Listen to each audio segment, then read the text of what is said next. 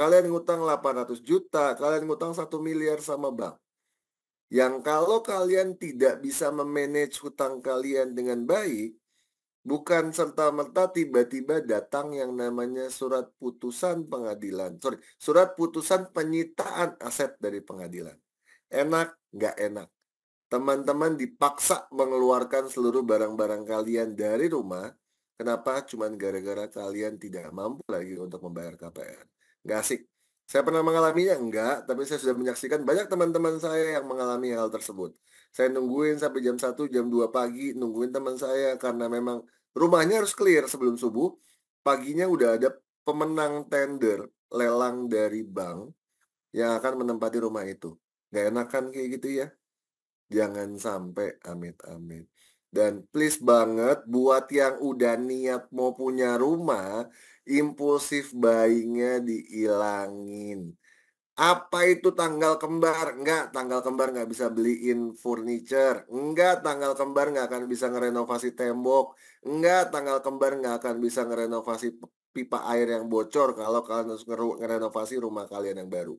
Jadi, seandainya kalian punya niat untuk punya rumah, please banget impulsif buying-nya dikecilin, kalau bisa dihilangin, ya.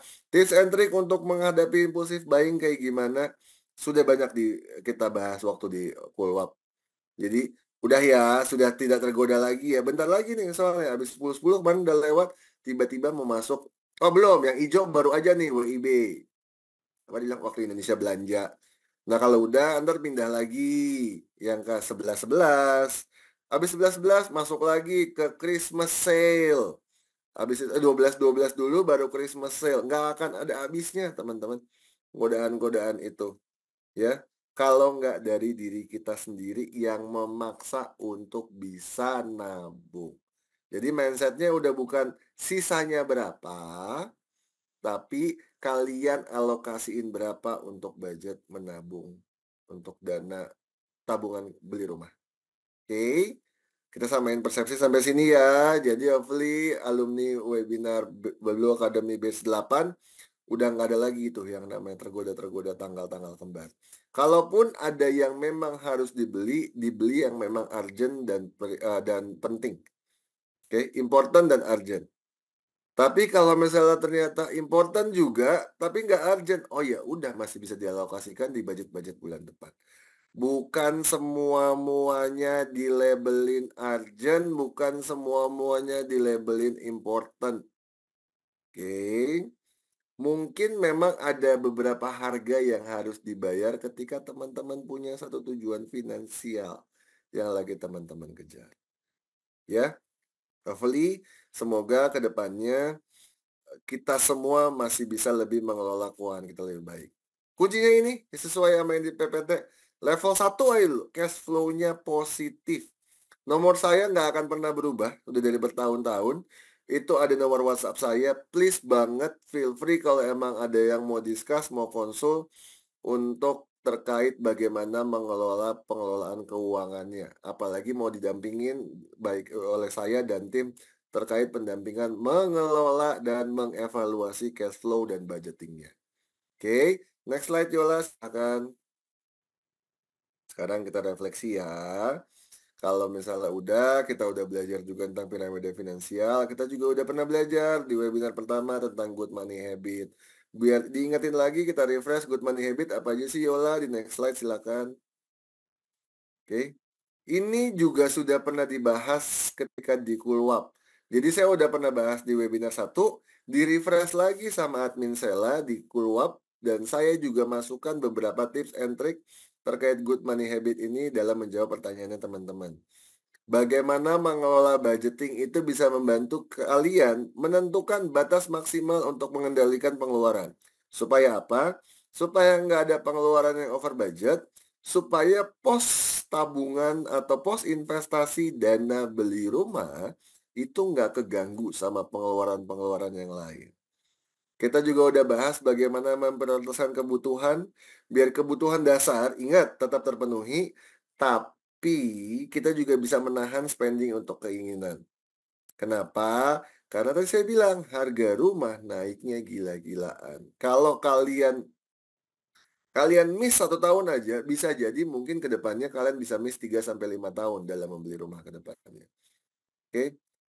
Prinsip menyisihkan bukan menyisakan. Tadi yang saya bilang bukan, gimana nanti, tapi nanti gimana. Mau keluar duit, nanti duitnya cukup nggak ya? Mau keluar duit, nanti pos tabungan rumah keganggu nggak ya? Mau beli jajan atau mau makan all you can eat atau mau nongkrong, mau apa. Ngeganggu nggak ya? Mulai dipikirinnya ke situ. Kemudian yang keempat, belajar mengevaluasi keuangan. Ini udah tanggal 30, harusnya ini jadi tanggal-tanggal krusial teman-teman dalam mengevaluasi pengeluaran bulan Oktober. Percaya nggak percaya, saya sudah melakukan itu sama pasangan dan kita amazed. Ternyata banyak juga ya pengeluaran kita bulan Oktober. Yang kita rasa bisa kita akan selalu bisa survive gitu. Kita bisa survive, yang kita rasa bisa nabungnya sekian juta, ternyata, untuk bulan ini ternyata kita miss sedikit ya, kurang sekian juta dari yang kita targetin untuk di pos tabungan. Kenapa kita mulai kutuin, kita besar di pengeluaran yang ini. Ini tanggal-tanggal seru, tanggal-tanggal di mana harusnya teman-teman udah tebel buku catatannya, teman-teman udah banyak nota-nota belanjanya, teman-teman mutasi dari tanggal 1 sampai tanggal 30-nya udah lengkap. Kenapa? Tanggal 31 itu hari terakhir dan saatnya kalian ngitung, apakah bulan Oktober plus atau minus. Nggak usah malu, tenang aja, saya pun pernah mengalaminya.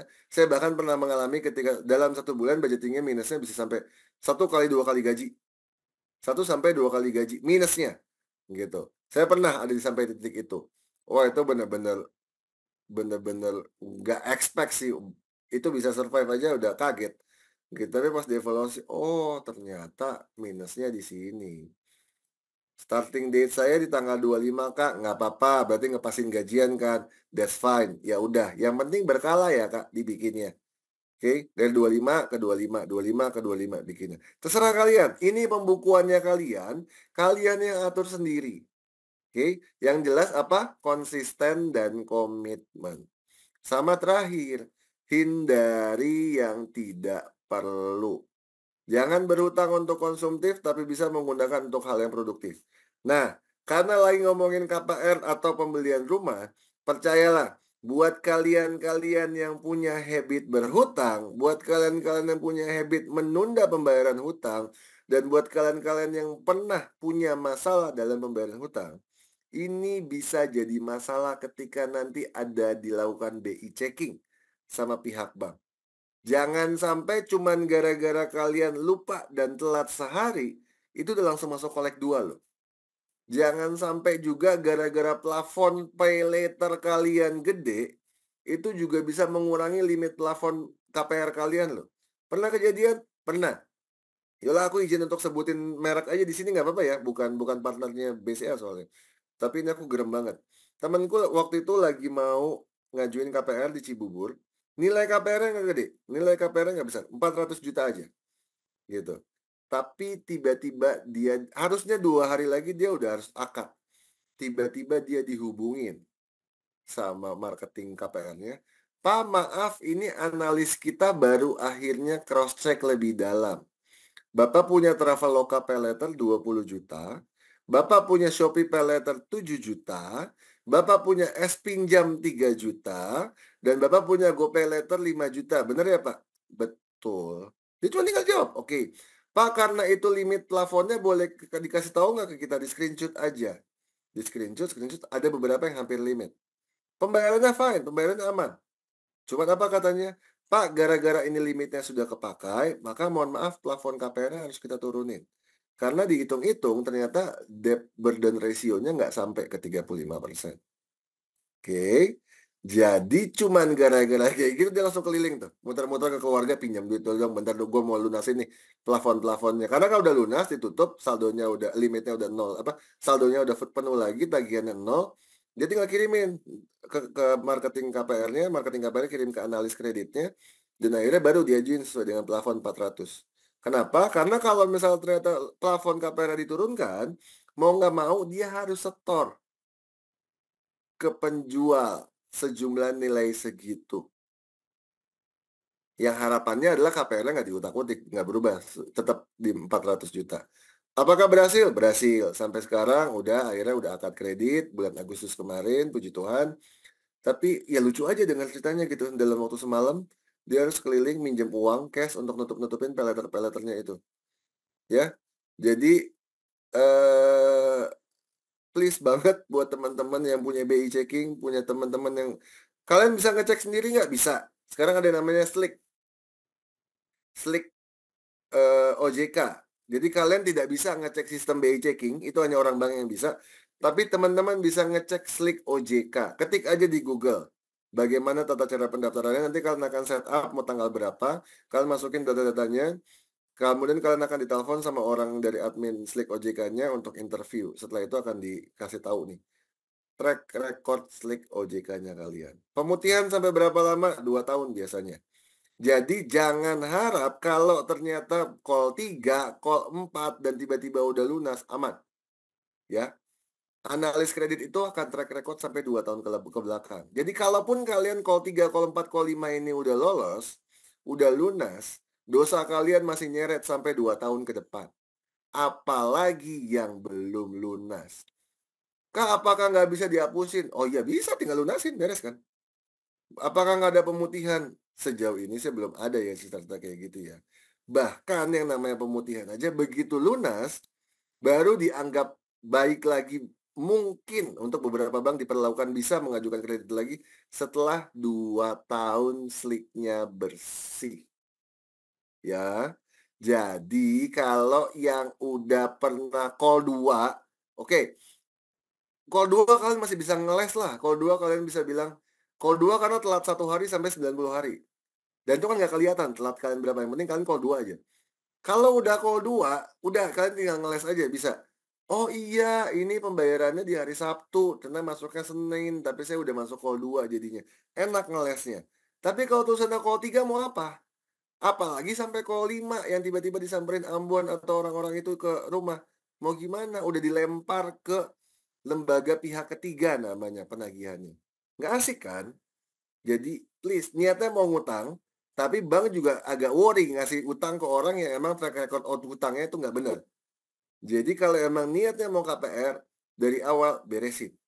Jangan pernah punya yang namanya track record jelek di BI Checking. Apakah pinjol ketrek? Ketrek yang terdaftar dalam OJK. Apakah kartu kredit ketrek? Udah pasti. Apakah KTA ketrek? Oh iya itu produk bank, pasti juga ketrek.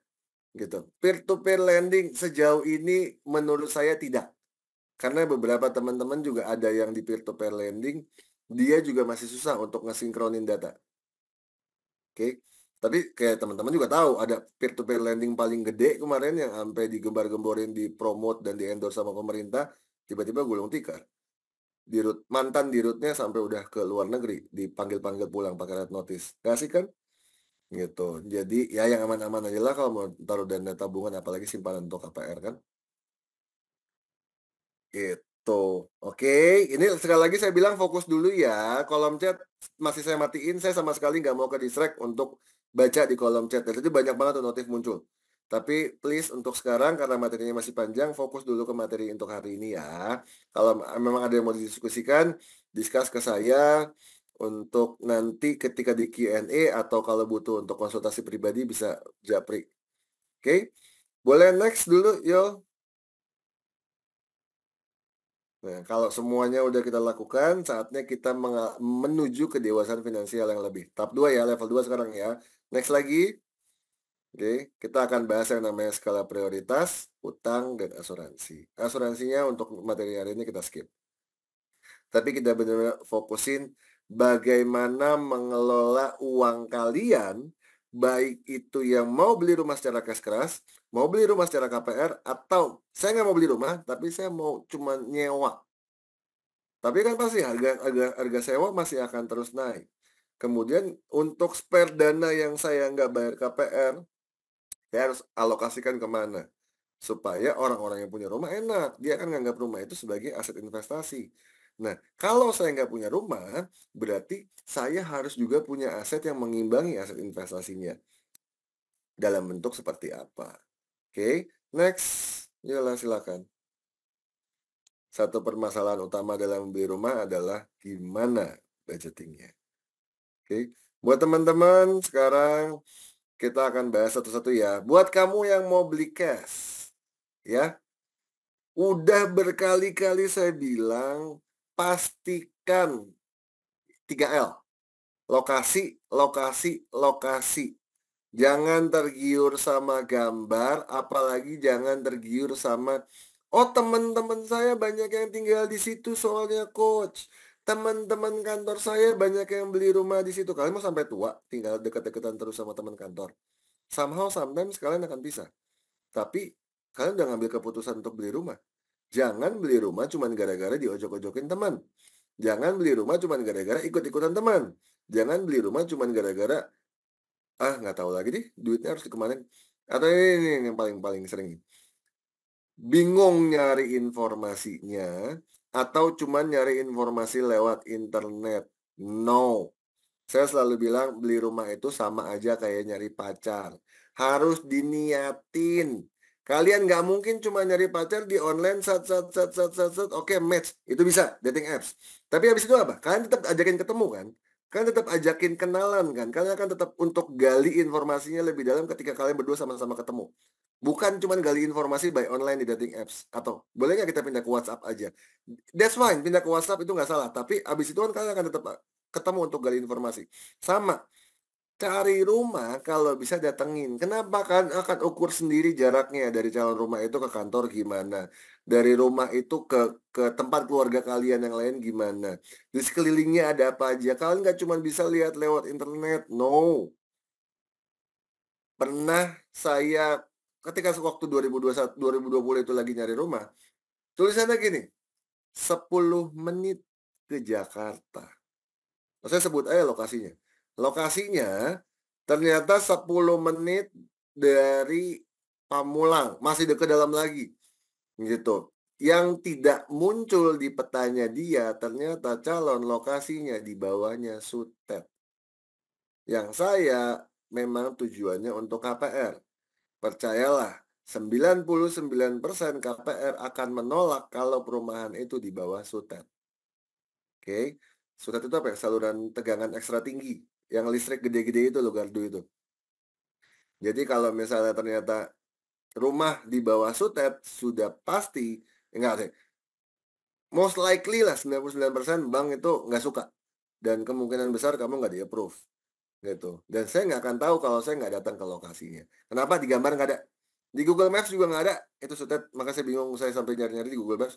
Oh, kok nggak ada Sutetnya? Begitu saya datang, nengok ke atas persis vertikal dan sekepala Sutetnya. Gitu. Dan ya bahaya juga kan kalau harus tinggal di bawah saluran listrik tegangan ultra tinggi kayak gitu. Belum radiasinya segala macam. Kemudian pelajarin semua biaya-biaya yang ada. Oh, satu hal, kalau misalnya KPR kalian akan dibantu sama orang bank untuk cek jaminan. Tapi karena kamu harus beli cash dan kalian tidak menggunakan bank, satu, kalian harus punya notaris yang handal atau kalian harus punya minimal kenalan orang hukum yang memang mengerti terkait dengan jaminan. Karena kalian beli cash, maka tidak akan ada yang membantu kalian dalam yang namanya pengecekan jaminan. Ya, jadi kalian harus pintar-pintar bagaimana ngecek jaminan itu ke BPN.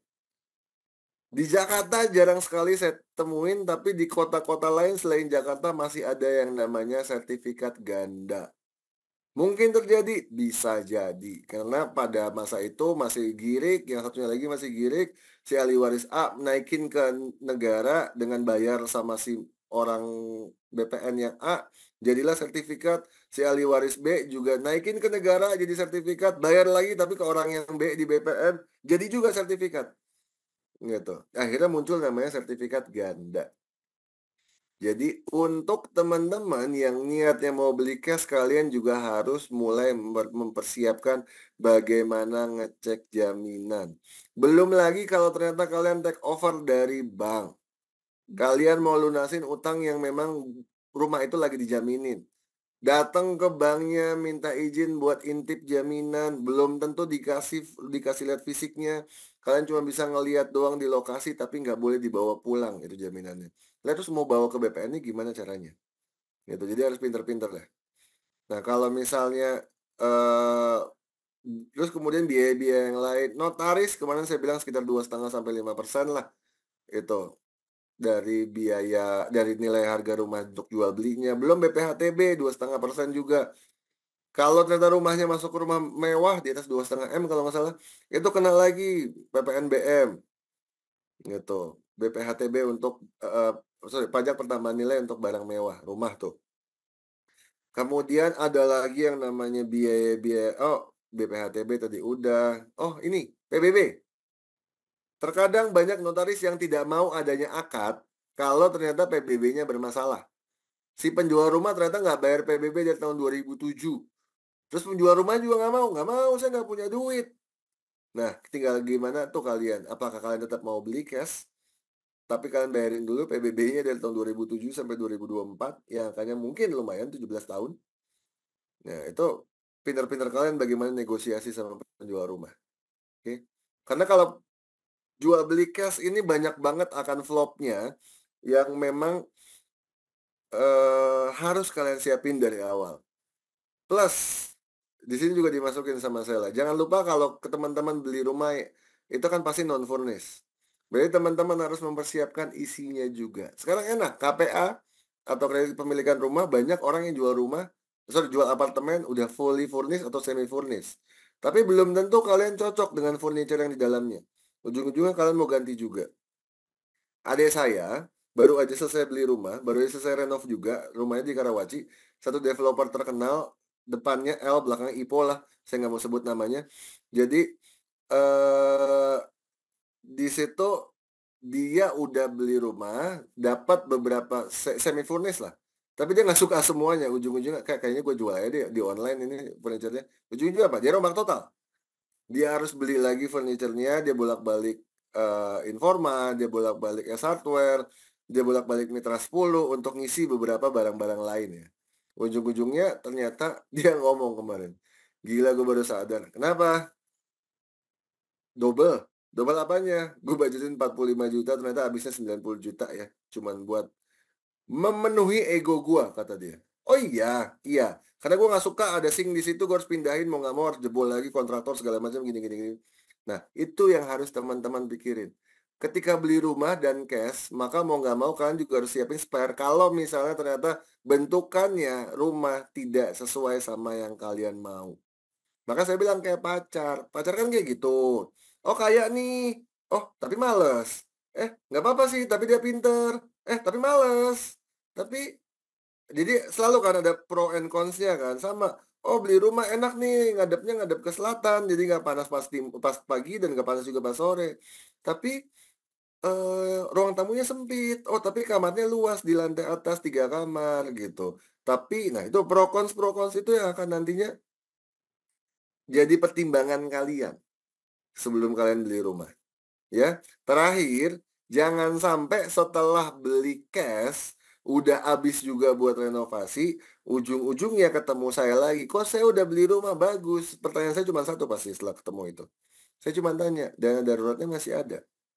"Oh nggak ada, kan udah habis semua uangnya buat beli rumah." Nanti saya mulai lagi dari awal, "Coach." "Oh ya nggak apa-apa." Saya bilang kan kemarin di Kulwap, jangan sampai nanti amit-amit sih, tapi tiba-tiba di jalan kalian kecelakaan, terus asuransinya nggak bisa aktif karena kalian ternyata nggak pakai helm. Oh iya, percayalah, asuransi nggak akan bayarin biaya rumah sakit untuk orang yang kecelakaan karena kesalahannya sendiri. Dan anggapannya, nggak pakai helm ketika perjalanan, maka dianggapnya itu kelalaian sendiri. Dan asuransinya nggak akan keluar. Terus kalian tetap harus bayar biaya berobat dong. Terus nggak punya biaya lagi kan, dan daruratnya udah habis. Saya akan bilang, ya udah bayar dokternya pakai sertifikat rumah aja. Saya hanya akan bilang begitu ke kalian. Jadi, mau beli rumah cash silahkan, saya nggak akan pernah salahin. Tapi kalau bisa ada spare dana yang disimpan untuk dana daruratnya. Oke, ini untuk kaum-kaum yang pertama kita udah bahas, clear? Pertanyaannya disimpan dulu, nanti kita akan bahas di Q&A. Yuk, next slide. Buat yang mau KPR, KPR itu jangka panjang, pertimbangkan berbagai macam hal. Yang pertama, kalian mau beli KPR bunganya kayak gimana? Oh, fix 3 tahun kos 5,59%. Habis itu floating, floatingnya berapa? Ngobrol sama marketingnya. Enggak, orang bank nggak akan serta-merta ngasih tahu floating mereka akan berapa. Itu suatu hal yang tabu, dan kalau nggak kalian pintar-pintar interogasi dan ngegali informasinya, susah banget untuk orang bank mau cerita. Oke, tapi please banget pintar-pintar kalian untuk ngegali orang bank, berapa sih, floating tertingginya kalian, berapa sih floating terendahnya kalian, kira-kira di plus berapa sih floating rate-nya kalian gitu. Gali aja, sebisa mungkin paksa si orang marketing bank itu untuk bisa ceritain, kira-kira floating rate-nya itu di BI rate plus berapa. BI rate-nya juga bukan BI rate yang diumumin, BI rate 6%, bukan, itu rate untuk funding. Ada yang namanya BI rate lending rate, BI lending rate. Jadi Pak, kalau misalnya ada meeting Dewan Gubernur BI, mereka pasti akan ngumumin 3 hal. Satu, BI rate atau 7 days reverse repo yang sekarang 6%, yang kedua lending rate, yang ketiga biasa dia akan mengumumkan beberapa hal terkait dengan strategi dan kebijakan BI ke depannya. Nah, kalian akan lihat situ lending rate plus berapa ya kalau untuk di floatingnya itu. Terus apakah sanggup? Masih sama kita ngomongin adik saya lagi. Dia udah lewat nih fixed rate-nya. Kemarin dari sebut aja lah di bank saya yang lama, dia ikut KPR di Bank Permata. Fixnya cuma 3 tahun. Dia ambilnya 2021 sampai 2024. April kemarin udah selesai tuh fixed rate-nya. Begitu dia naik ke floating, dan kebetulan BI rate-nya juga lagi tinggi kan. Langsung ngurut dada kata dia. Gua baru tahu ternyata floating rate-nya tinggi banget. Ya welcome, bukan salahnya Permata atau gimana-gimana. Tapi memang lagi tinggi aja gitu BI rate-nya, pas kebetulan lu lagi dapat apesnya aja, BI rate-nya lagi tinggi banget, ini 6,25, pada masa itu 6,25 gitu. Itu baru funding rate. Tapi lending rate-nya bisa lebih tinggi lagi, dan floating rate pasti lending rate plus sekian persen, tergantung banknya gitu. Kebetulan untungnya kakaknya mantan pernah kerja di bank itu kan, jadi bisa ada orang-orang yang telepon, minta diskon dong untuk floating rate-nya, kalau nggak adik gue take over nih. Udah, pokoknya diancam kayak gitu aja lah. Waktu itu saya ngomong sama teman saya di Permata, ujungnya dapat diskon untuk floating rate-nya, gitu. Jadi belum belum. Nah, terus kalau misalnya, KPR itu aman ya, KPR itu dia selalu melekat 2 asuransi, asuransi kebakaran sama asuransi jiwa. Jadi amit-amit si pembayarnya meninggal, itu asuransi rumah itu akan langsung digunakan untuk melunasi KPR-nya. KPR-nya selesai. Pertanyaannya adalah begini, gimana kalau nggak meninggal? Gimana kalau cuma PHK? Oh, COVID itu mengajarkan kita tentang banyak hal, dan COVID itu menampar kita dalam berbagai macam hal. COVID itu benar-benar nunjukin banget orang sekelas CEO, bisa bulan ini CEO, bulan depannya dia tiba-tiba buka LinkedIn, open to work. Bisa gara-gara COVID. Ada lagi orang-orang yang langsung nebar-nebar, ngedit-ngedit CV apa segala macam di LinkedIn. Begitu 2019-nya kan happy kan, startup lagi gila-gilanya tuh. Dapat pendanaan seri A, seri B, seri C gitu di startup. Tiba-tiba 2020, 2021 gigit jari waktu COVID. Startupnya gulung tikar semua. Oke.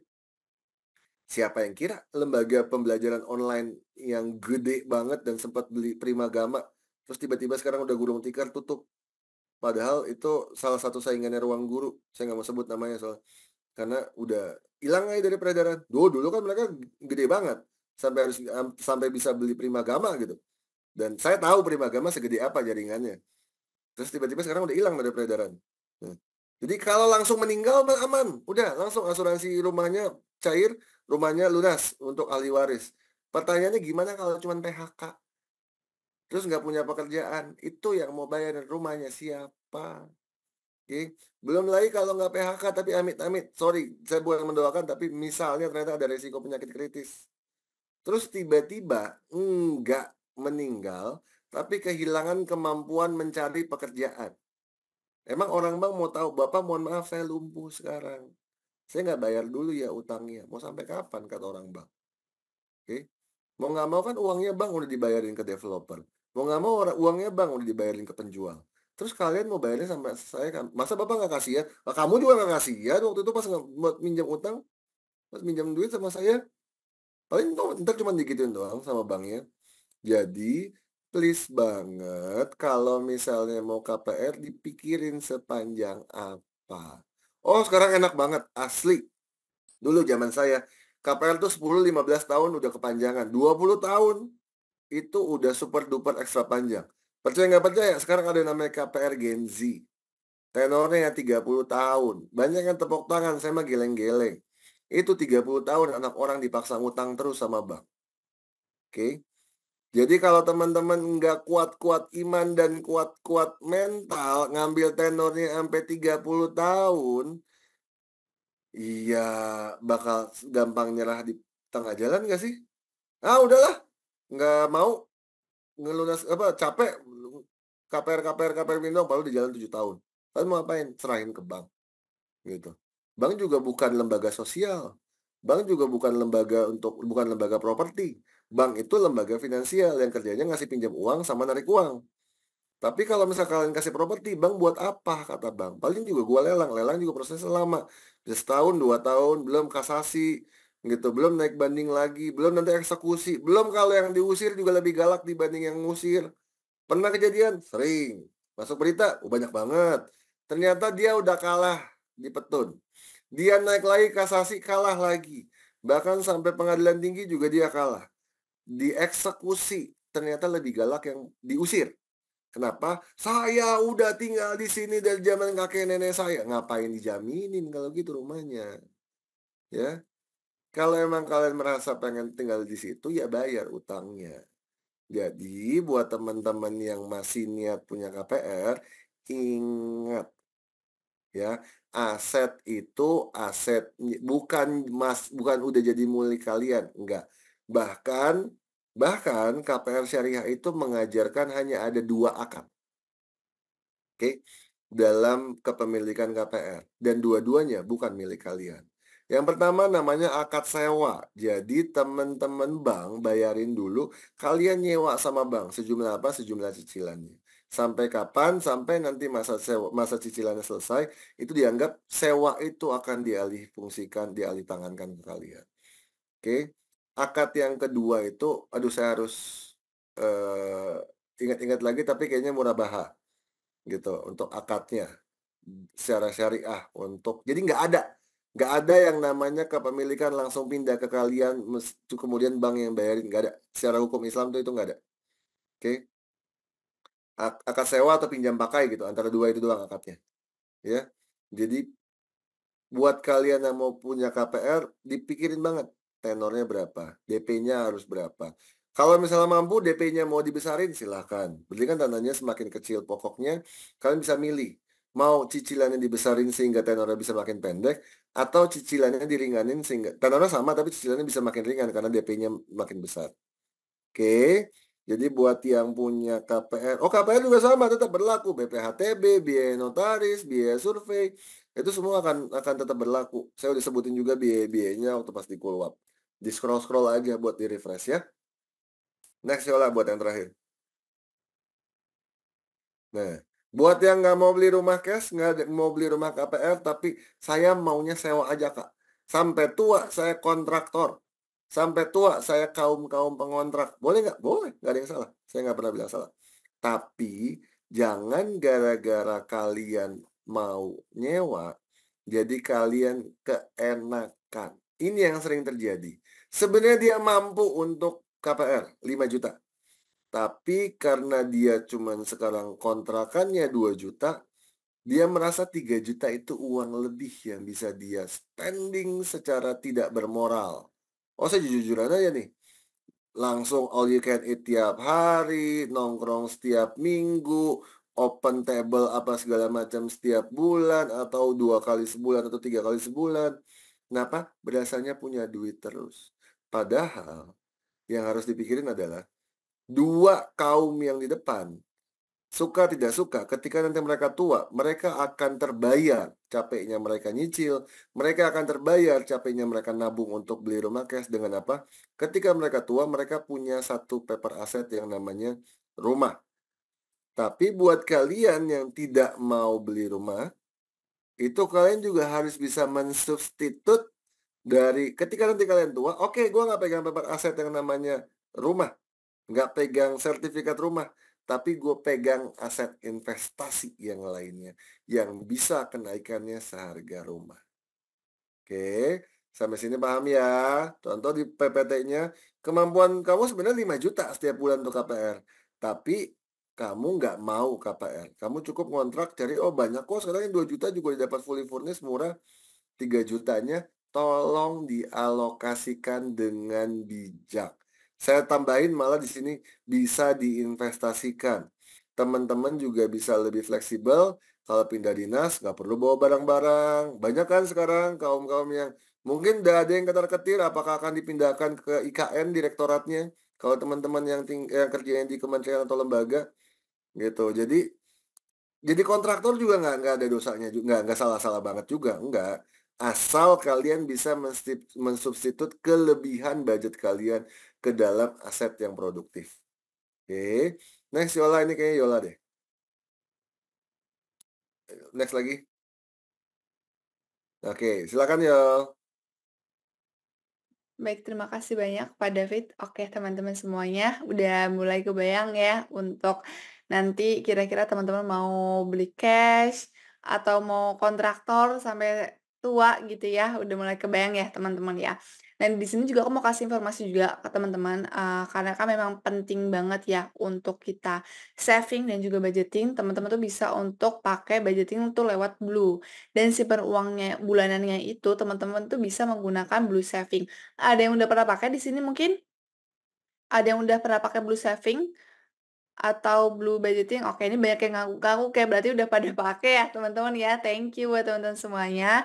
Nah, ini juga aku mau kasih informasi juga, jadi itu Blue BBCA Digital tuh pengen banget jadi supaya sobat Blue di sini tuh untuk mencapai kedewasaan finansial. Nah, salah satunya kan kita juga udah belajar bareng ya lewat Blue Academy. Nah, jadi nanti tinggal ini nih teman-teman nih, kenapa pakai rekening Blue?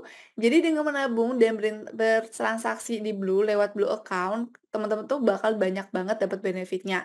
Yang pertama itu jadi tuh di Blue itu teman-teman tuh bisa banget tracking pengeluaran di satu tempat aja ya. Jadi kalau misalkan teman-teman mau catat pengeluaran tapi lupa nih uangnya buat apa aja ya, teman-teman bisa lihat di aplikasi Blue aja gitu ya. Itu nanti udah kelihatan kok tracking pengeluarannya di situ.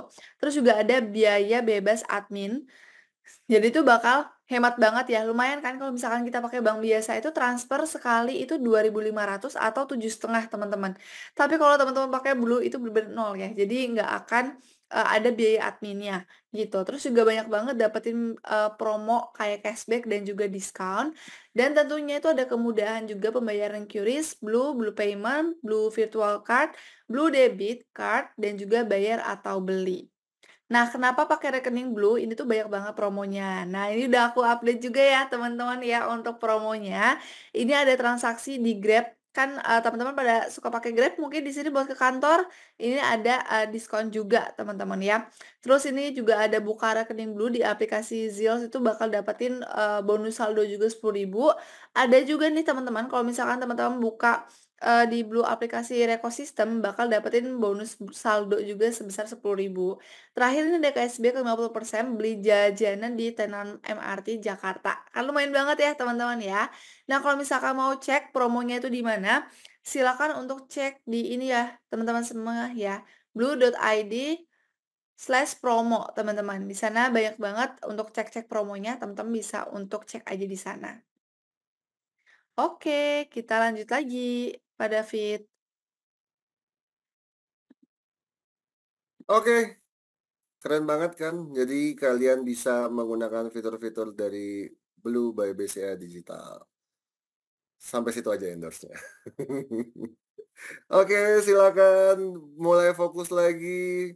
Kita masuk lagi ke materinya. Masih belum terlalu pusing ya? Pusing sih belum, tapi jadi mulai mempertimbangkan kembali opsi-opsi yang lain. Apakah harus beli rumah atau KPR atau jadi kontraktor selamanya? Saya bilang nggak ada yang salah, itu balik ke kalian lah. Kebutuhannya mau kayak gimana. Terkadang juga jadi kontraktor selamanya juga nggak asik, apalagi apalagi sudah berkeluarga. kita masih harus pindah-pindah. Oh iya dong, mungkin ibu kos atau ibu kontrakan kita kan mau pakai rumahnya, mau direnovasi, mau nggak dikontrakin ke kita lagi, masih ada opsi-opsi kemungkinan yang seperti itu. Nah, itu yang namanya ketidakpastian. Jadi kita harus mempersiapkan ketidakpastian masa depan yang lebih jauh lagi. Gimana caranya? Yola, silakan. Nah, beli rumah itu kan aset. Fokus ya di sini ya, beli rumah dapat aset, tapi hutangnya juga nambah kalau bisa KPR. Kalau misalnya beli cash aman, tapi berarti net flow-nya akan minus banget ketika kita melakukan pembayaran. Tapi kita dapat aset nih. Tapi kalau misalnya rumah disebut investasi, bisa nggak di Cool kemarin ada yang nanya kayak gini, dan ini keren banget. Kak, beli rumah itu termasuk investasi juga nggak? Menurut saya bisa. Kalau untuk rumah kedua atau rumah yang tidak ditinggalin. Oke. Kenapa? Karena investasi itu konsep dasarnya adalah sesuatu yang kalian simpan untuk nantinya kalian siapkan di tujuan finansial kalian di masa depan. Tapi kalau ternyata ujung-ujungnya itu rumah dijual, kalian mau tinggal di mana kalau itu rumah premiernya kalian? Ya, tapi nggak menutup kemungkinan memang segala sesuatu yang mempunyai nilai dan nilainya bertumbuh itu bisa dikatakan sebagai investasi. Jadi saya juga tidak menutup tidak tidak menampik bahwa, ya beli rumah itu juga termasuk investasi. Masuknya ke investasi seperti apa? Boleh di next ya, Yola. Kita belajar nih tentang konsep-konsep investasi. Teman-teman udah punya dana darurat? Fine. Sekarang kita naikin sedikit speedometernya, agak sedikit lebih cepat. Kalau udah ketemu yang namanya safety net, saya selalu bilang dana darurat itu jaring pengamannya. Kalau jaring pengamannya udah dapet, udah mulai terkumpul 3 sampai 6 kali pengeluaran rutin untuk yang single atau 9 sampai 12 kali untuk yang sudah berkeluarga, saatnya kita kembangin keuangannya. Kenapa? Karena harga nilai uang di luar sana meningkat dengan sangat drastis. Kapan ya? Hari Senin malam. Iya, ingat banget saya, Senin malam. Senin malam ada peserta Blue Academy Base 8 yang ngobrol, discuss sama saya. Banyak, banyak. Ngobrol tentang rumah, ngobrol tentang usaha, ngobrol juga tentang dana darurat. Oh, saya happy banget ketika dia dengan sangat bangga dia bilang, "Oh iya nih coach, saya udah lumayan ada untuk dana darurat, saya udah sampai 120 sampai 130 kali pengeluaran bulanan saya." Karena memang pengeluaran bulanan saya nggak terlalu besar, mungkin sekitar 2 sampai 3 juta aja dalam sebulan. Apakah saya langsung memuji? Enggak. Kenapa? Karena saya cuma bilang satu, "Sayang, Kak." Taruhnya di mana dana daruratnya? Taruhnya di tabungan. Kenapa saya kasih batasan sampai 12 kali? Harapannya dengan dana darurat itu, kalian sudah bisa pakai hidup untuk 12 bulan perjalanan kalian, jika dan hanya jika kalian nggak kerja. Tapi kalian safety itu 120 kali, itu kalian mau simpen 10 tahun nggak kerja. Mau ngapain? Oke. Dan sayang kalau misal uangnya cuma ngendep doang di tabungan. Saya bilang, alangkah lebih baiknya kalau misalnya stay 10 sampai 12 kali pengeluaran, sisanya dikembangin dalam bentuk investasi. Tujuannya apa? Tujuannya untuk bisa mempertahankan nilai uangnya. Kalau enggak, nilai uangnya anggaplah tadi 2 juta. Berarti kalau 120 kali 240 juta. 240 juta itu bisa kebeli Avanza sekarang. Tapi karena 240 juta itu ditaruh di tabungan, 10 tahun lagi harganya, nggak apa-apa ya sebut produknya, 240, mungkin Avanza harganya bisa 300 atau 350 juta. Yang tadinya uang itu bisa buat beli Avanza, 10 tahun lagi jadi nggak bisa. Itu konsep namanya itu namanya inflasi. Makanya investasi biasanya saya selalu arahkan untuk orang-orang menjaga nilai uangnya tetap bisa stabil dan nggak kalah sama yang namanya penurunan nilai mata uang di luar sana. Oke, next Yola. Mau teman-teman pilih cash, KPR, sewa, kalian harus pintar milih instrumen investasinya. Sebelum milih instrumen investasinya, kita belajar tentang konsep investasinya dulu. Next slide. Teman-teman milih sewa, bakal menginvestasikan dananya di instrumen investasi. Kira-kira cocok yang mana? Ini balik lagi tadi ya, si kaum-kaum 5 juta ya. 5 juta sewa kontrakan, 2 juta, 3 jutanya kemana? Sementara yang satu KPR udah pasti kepotong 5 juta. Mau nggak mau harus ada harga yang dibayar. Iya, dia KPR 5 juta tapi 20 tahun lagi jadi rumah. Nah, kalau misalnya 5 juta, 2 juta, 3 jutanya itu harus bisa ngejar ke nilai rumahnya. Caranya gimana? Nah, ini nanti kita belajar serunya.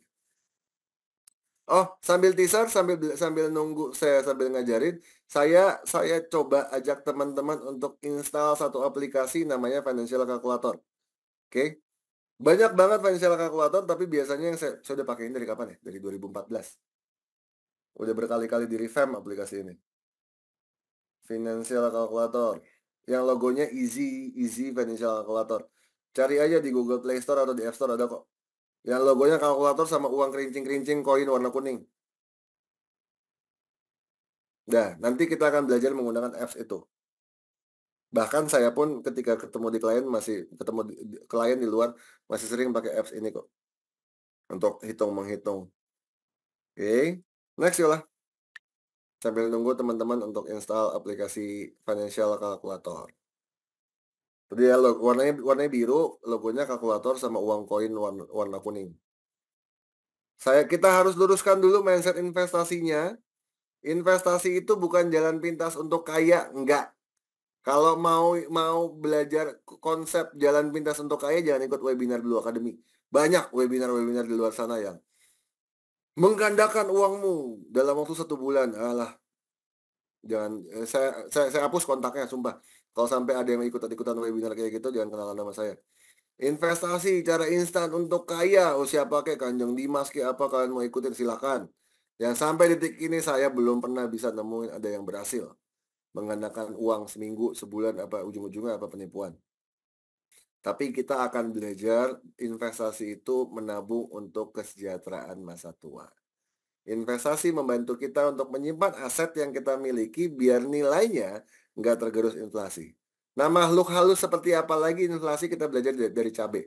Silakan, Yo. Oke, siapa yang baru lahir tahun 2008 atau masih pakai popok mungkin 2008 ya. Tapi saya mau ceritain satu. 2008 itu saya baru masuk kuliah untuk yang kedua kalinya. Ya, 2008 saya baru masuk kuliah. Kalian bisa beli 1 kilo cabai dengan bawa duit 10.000. Oke. Sekarang 2023 sih. Kalau sekarang cabai 54-55 ribu. Tapi 2023 cabai itu harganya 100.000 per kilo. Naiknya 10 kali lipat. Itu yang namanya inflasi. Cabainya sama nggak? Sama, tetap 1 kilo. Tapi yang tadinya kalian bawa duit 10.000 ke pasar dapat cabai sekilo, kalian bawa duit 10.000 ke pasar tahun 2023 cuma dapat cabai seon. Itu yang namanya penurunan nilai uang. Uang 10.000 yang tadinya bisa buat beli 1 kilo, jadi cuma bisa beli 1 ons. Kebayang 14 tahun lagi mungkin cuma bisa beli segram. Atau 10 gram cabai doang, 10.000. Itu jahatnya inflasi. Oke, balik lagi ke rumah. Mungkin sekarang harga rumahnya 700 juta. Kalian mau nabung nih 10 tahun lagi. Enggak. Kalian nggak bisa nakar rumah itu tetap harganya 700 juta. Kalian harus kejar tabungan kalian supaya minimal mungkin di angka 1,1 atau 1,2. Karena dalam setahun itu rumah itu akan tergerus dengan inflasi, harganya naik ke 1,1 atau 1,2 M. Begitu konsepnya. Makanya kenapa kalian harus juga memikirkan investasi. Baik itu yang mau beli cash, kan tentu harus nabung untuk dana cashnya. Baik itu yang mau KPR, kalian juga harus tentu nabung untuk dana-dana DP-nya. Baik itu yang mau untuk, ini tadi saya bilang kaum kontraktor, nah dana sisanya mau dikemanain di investasi. Oke? Next Yola, silakan. Cara memilih investasi yang tepat, ini saya cepat aja. Tentuin tujuan investasi yang jelas. Mau beli cash, tulis saya ini untuk pos investasi beli rumah tahun 2034. Tulis aja, nggak apa-apa. Oh, posnya kalian nabung cash 10 tahun. Apakah ingin pertumbuhan modal, passive income, atau keduanya? Untuk yang ngejar beli rumah cash, udah pasti pertumbuhan modal. Kemudian kalian juga harus kenal yang namanya profil resiko, apa konservatif, moderat, atau agresif. kalian juga harus pahamin produk investasinya, bagaimana cara kerjanya, potensi pengembaliannya, dan resiko-resiko yang terkaitnya. Tadi siang juga saya baru aja live IG di Instagramnya kantor, banyak banget yang ngomongin tentang resiko-resiko tentang reksadana. Oh, saya seneng, seneng banget. Apalagi sekarang bulan Oktober itu bulan inklusi keuangan dari OJK. Jadi semakin banyak yang bertanya tentang investasi, saya akan semakin senang untuk menjawabnya. Gitu. Bagaimana dengan overcredit? Nah, kita akan bahas ini nanti ya, overcredit ya. Ini anggapannya kakaknya mau beli tapi overcredit ya. Ya, oke. Kemudian diversifikasi portofolio. Iya, kalian mau pakai dana ini untuk beli rumah. Tapi saya tidak sarankan masuk dalam satu instrumen aja. Jadi diversifikasi, mau 30% di saham, 40% reksadana, 30% lagi di ori atau sukuk, terserah. Silahkan, yang jelas dipisah. Kenapa? Supaya kalau kalau kecebur, nggak kecebur semuanya. Ya, supaya tetap ada bumper, supaya tetap ada buffer yang ngejagain. FYI, tahun 2020, COVID menyerang. Semua instrumen investasinya jeblok. Bahkan sampai IHSG, investasi saham, jeblok 40% dalam seminggu. Pertanyaannya, investasi obligasi cuma minus 8%. Dan paling cepat balik arah, paling cepat balik modal. Oke, bayangin kalau semua 100% chip in di saham pada masa itu. Jeblok.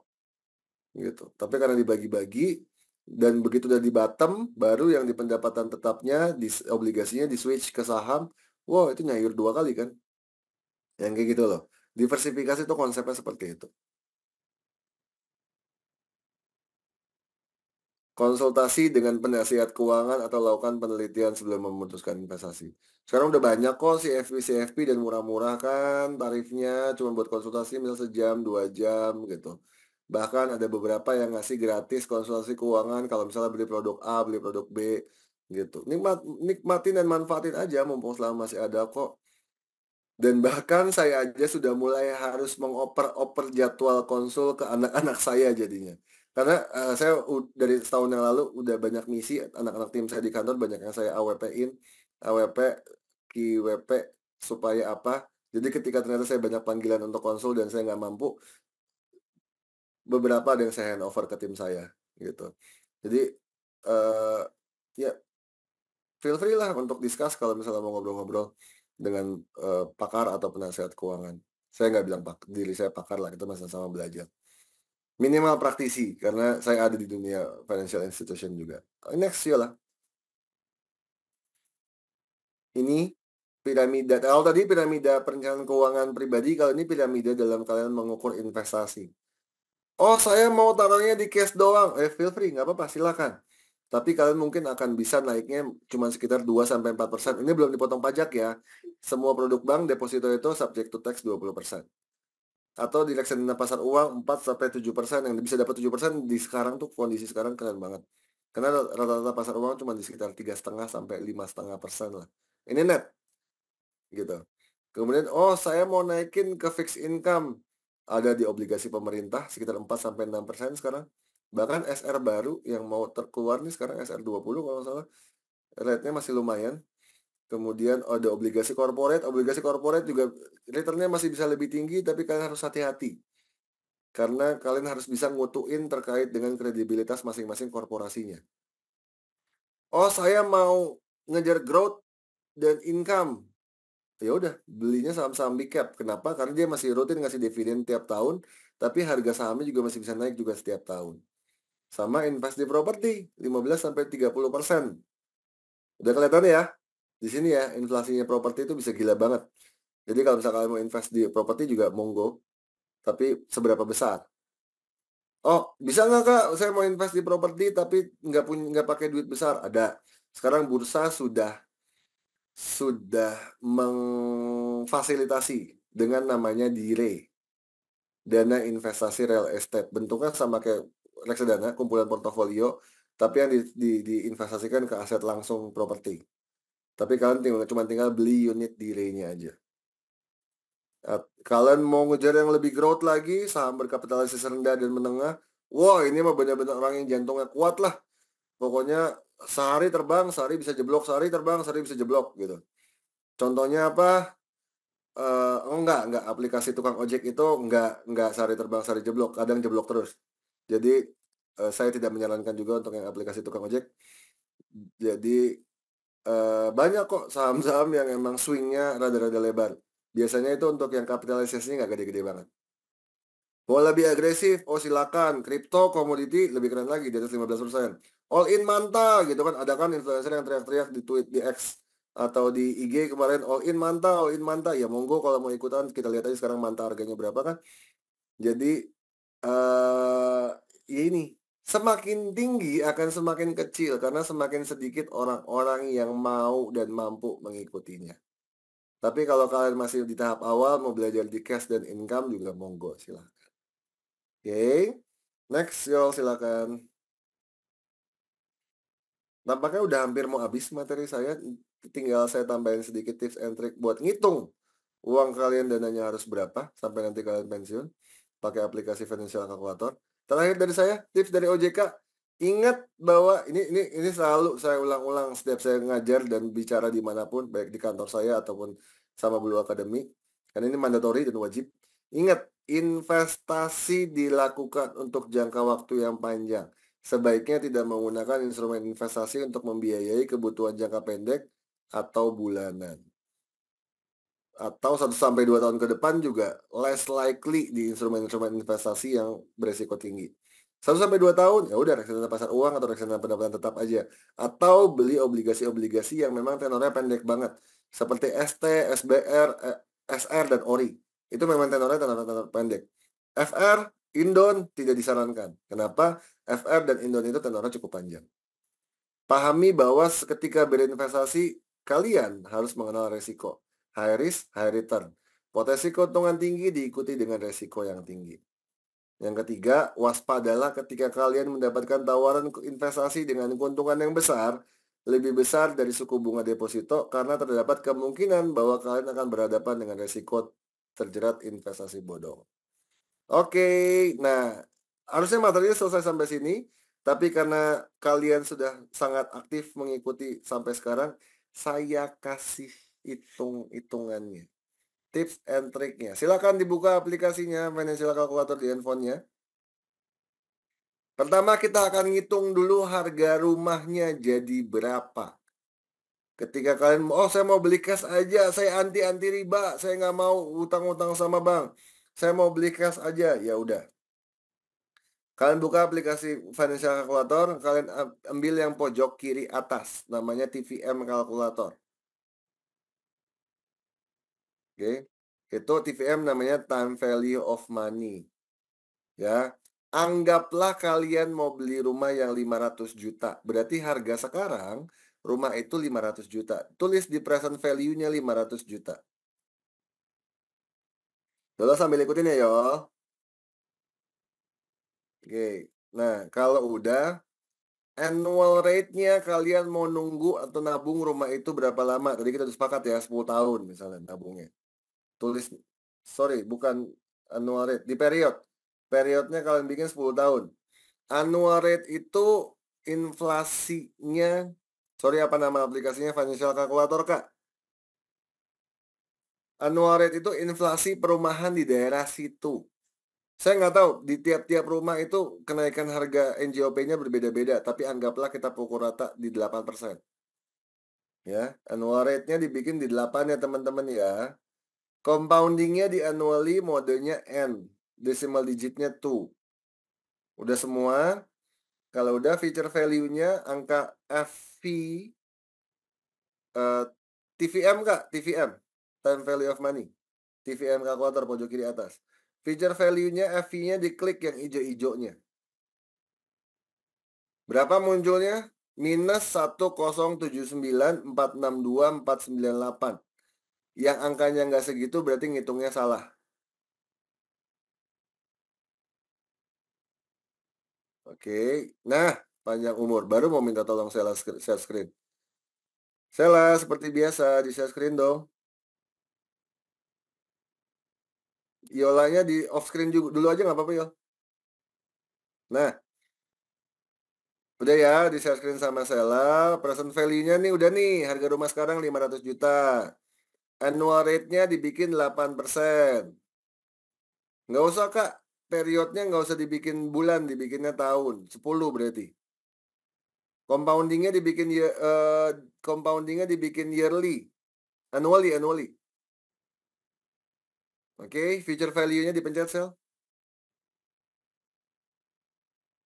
Ya, berarti harga rumah kalian yang kalian incar, kalian idam-idamkan harganya 500 juta, di daerah situ misalnya inflasi rumahnya 8% setahun kenaikan harga rumahnya, maka 10 tahun lagi rumah itu akan menjadi 1,79 M.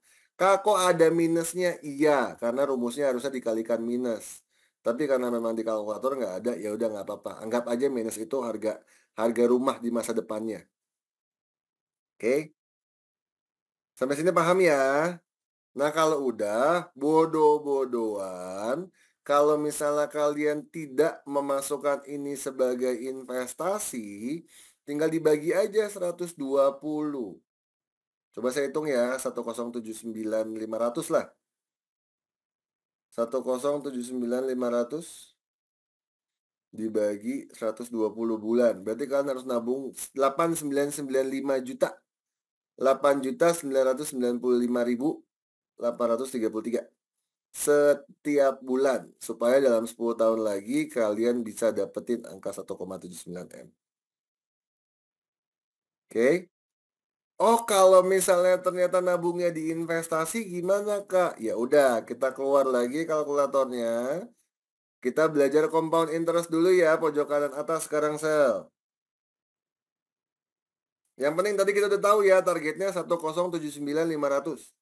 Kalian mau belajar ke situ. Udah tinggal uji coba aja, coba-coba. Compoundingnya dibikin monthly, kemudian periodnya dibikin 120 bulan berarti. Annual interestnya anggap yang paling kecil dari deposito. Depositonya misalnya 4%, potong pajak jadi 3,2. 3,2% tulis sel.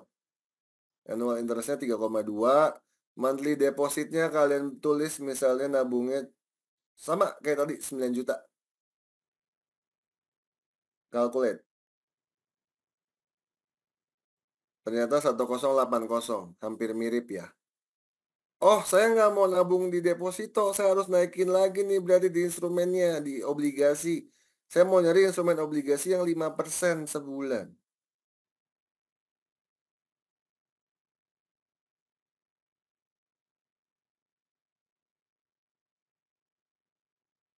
Oh sorry, bukan 1,8 tadi, 1,4 ya sel ya, jadinya. Nah, setelah dikalkulasi ternyata munculnya di 1,4 M. Kebanyakan kan? Ya, ternyata dengan kalian investasikan di instrumen yang lebih tinggi, kalian bisa nurunin jumlah tabungan per bulan kalian. Kalian cuman bikin di 7 juta aja. Coba sel 7 juta. Angkanya persis sama. Tadinya ditaruh di tabungan, kalian harus nabung 8,995. 8.995.000 setiap bulan buat ngejar buat ngejar rumah 500 juta yang nantinya akan jadi harganya 1 M tuh 97 juta dalam waktu 10 tahun. Tapi gara-gara kalian naikin di instrumen yang annual interest rate-nya di 5%, ternyata cukup nabung di 7 juta. Ada yang komen, nabungnya per bulan 9 juta, gajinya gede-gede, hehehe. Masalahnya ini bukan nabungnya segitu, Kak. Masalahnya adalah harga rumah yang diincar 500 juta 10 tahun lagi jadi 1 M 97 juta. Itu yang harus dikejarin. Oh, saya mau naikin lagi. Ada kok instrumen obligasi FR yang jangka panjang yang masih bisa kasih rate 6,5, 6,5 net. Ya sekitar 7,7, 7,8 gross dia jadi kasih 6,5. 6,5%. Dikalkulat, oh ternyata 6.500.000 cukup. Lebih malah. Ini benar 6.450.000. Ya, persis. 6.450 saya ganti coba. Ya, itu Easy Finance Calculator. 6.450 coba boleh? Enggak, itu benar itu benar. Itu 6,5, monthly depositnya jadi 6.450.000. Tada, sampai di maturity value-nya di 1,092. Ya mirip-mirip lah tadi ke 1,097 kan, gitu. Jadi semakin tinggi investasi kalian, akan bisa semakin mendekati dari nilai inflasinya rumah. Pertanyaannya adalah inflasi rumahnya aja 8%, mau nggak mau sebenarnya investasinya harus di atas 8%. Oke, sampai sini. Nah, tadi juga sama buat teman-teman yang kontraktor yang nggak mau punya rumah, "Oh, saya mau punya uang, tapi saya ada spare uang 3 juta nih." Boleh ya Sel, balik lagi tadi compound interest, pojokan atas. Monthly depositnya diganti 3 juta. Periodenya dipanjangin, anggaplah Sela umurnya 24, ntar dia pensiun 55. Berarti masih 31 tahun ya Sel? 31 tahun itu berarti berapa sih? 372, 372 bulan. Periodnya 372 bulan month-nya. Oke, dikalkulate. Ya, boleh 5%, nggak apa-apa lah 5%. Dikalkulate. Nah, ini yang akan menggantikan nilai rumah kalian kalau kalian konsisten dari budget kontrak kalian 2 juta, 3 jutanya ada spare uang yang harusnya kalian bayarin KPR. Enggak lah, saya nggak mau KPR. Saya cukup ngontrak aja, 3 jutanya saya tabungin terus tiap bulan, tiap bulan, tiap bulan sampai saya pensiun. Teman-teman saya yang pensiun punya rumah, saya nggak punya rumah tapi punya paper aset 2,6 M. Yang amit-amit kalaupun emang ternyata saya mau beli rumah pada saat itu, ya saya tinggal cari rumah aja yang harganya segitu. Kalau enggak saya masih bisa pakai untuk yang lain-lain, gitu. Ini saya asumsiin salah, usia dia 24 sampai ke, 55 masih ada 31 tahun lagi, 372 bulan. Oke? Jadi, kalau yang dia bilang, "Berarti investasi sebenarnya semakin cepat atau semakin mudah, semakin bagus dong, Coach?" Oh iya dong, karena ini compounding. Ini compounding. Dana pensiun bisa dihitung dari sini juga, bisa. Materi batch 5, batch 6 kita ngomongin dana pensiun, kita pakai aplikasi ini juga kok, oke. Jadi karena materi hari ini kita ngomongin rumah, kalkulator ini tetap kepakai juga, tapi kita ngomongin dana pensiun. Oke, thank you Kak Sela, boleh di-off untuk aplikasinya. Nanti untuk yang terkait dengan penggunaan aplikasi Easy Finance Calculator ini bisa dibalikin lagi atau bisa japri ke saya atau ditanya-tanya ke tim Blue Academy. Boleh di slideshow lagi, Yo? Ya, sepakat. Keajaiban dunia ke-8 adalah compounding. Nggak berasa kan yang tadinya harus nabungnya 9 juta di tabungan, ternyata kalian cuma cukup nabung 6 juta atau 6,5 juta kalau di instrumen investasi yang tepat. Nah, sekarang saya kembalikan ke Yola, ini bagiannya Yola sebelum kita masuk Q&A. Oke, baik terima kasih banyak Pak David. Oke teman-teman, thank you ya masih stay di webinarnya. Dan aku mau kasih informasi lagi juga ke teman-teman, buat teman-teman yang mau mulai investasi, itu bisa banget temuin gaya investasi yang cocok buat teman-teman tuh di Moduit. Nah, di sana tuh kamu akan mendapatkan assessment mengenai behavior kamu. Juga ada yang udah pernah cobain mungkin di sini teman-teman pakai Moduit atau Fantastic mungkin? Ada yang udah pernah coba? Nah, aku mau kasih informasi juga nih teman-teman, investasikan uangnya itu bisa di platform di Blue by BCA Digital ya. Jadi itu karena bisa untuk monitor investasi dari cuma satu aplikasi, investasinya juga jadi lebih praktis, mudah, dan nggak repot juga. Dan pilih mitra investasi sesuai dengan preferensi. Bisa explore dan lihat juga berbagai produk investasi juga. Jenis investasi yang variasi juga ya teman-teman ya. Tadi aku lihat kayaknya udah lumayan banyak juga ya yang udah pakai, Moduit juga. Ini aku reminder lagi ke teman-teman. Jadi, teman-teman kalau mau investasi itu bisa pilih yang Blue Invest. Nah, jadi Blue Invest ini tuh siap jadi pegangan investasi di reksadana teman-teman ya. Karena itu banyak banget pilihan reksadananya. Bisa monitor investasi itu cuma dari satu aplikasi aja. Nah, ini dia contoh step by step-nya teman-teman. Yang pertama, teman-teman itu nanti bisa klik yang investasi, terus nanti coba total investasinya berapa. dan ini nanti seperti ini kurang lebih kalau misalkan teman-teman pakai yang menu Mau Duit ya, gitu. Jadi itu ada menu Blue Invest, ada di halaman portofolio, pilih investasi, bisa cek total investasi kamu dari semua partner Blue Invest, dan bisa cek juga di nilai investasi kamu untuk setiap partner Blue Invest-nya juga, gitu.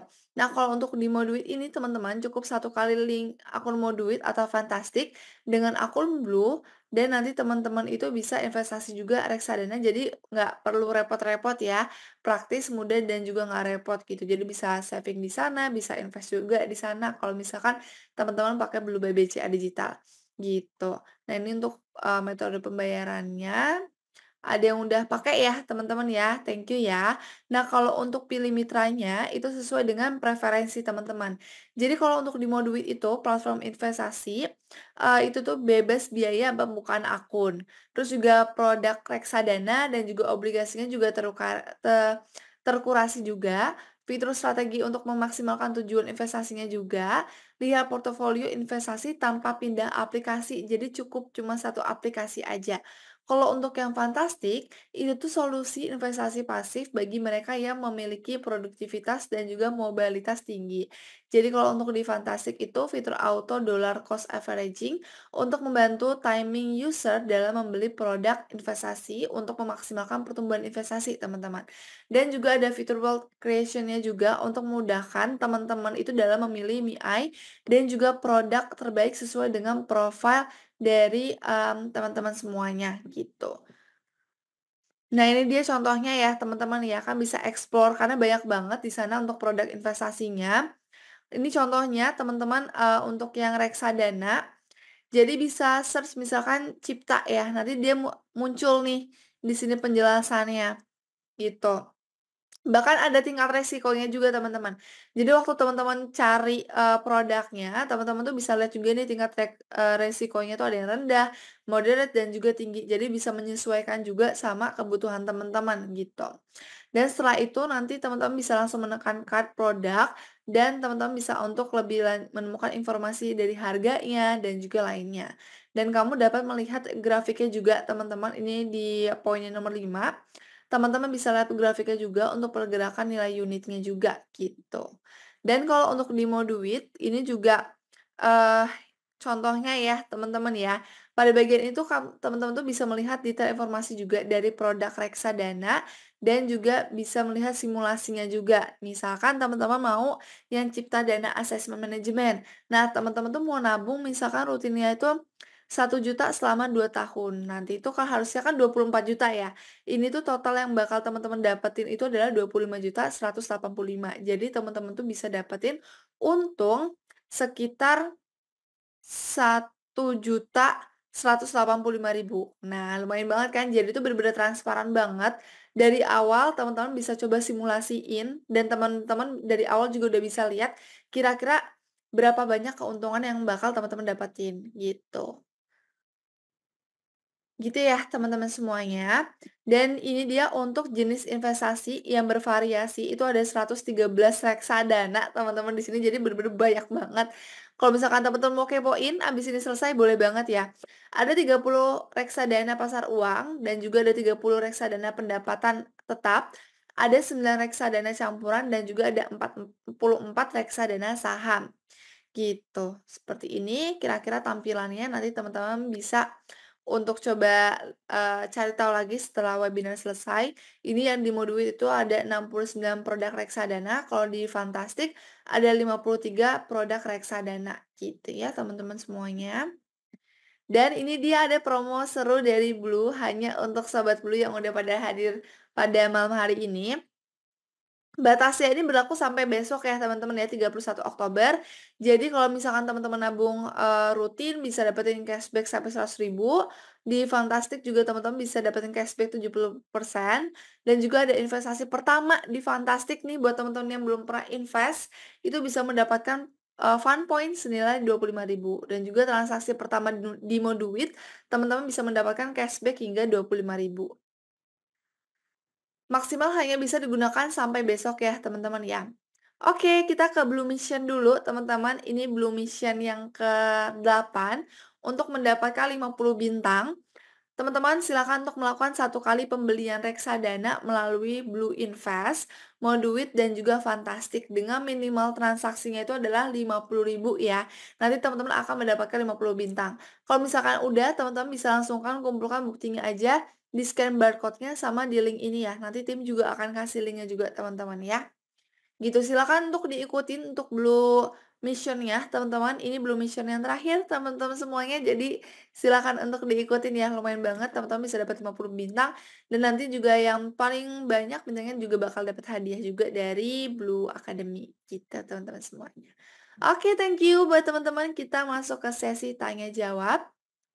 Oke, sesi tanya jawab ini boleh untuk raise hand atau tulis di kolom chat nanti bakal Bentar di. dulu Yul, Yul aku cut dulu bentar. Ini tadi di Oke, kolom silakan Pak. komen ada yang nanya dan pas banget.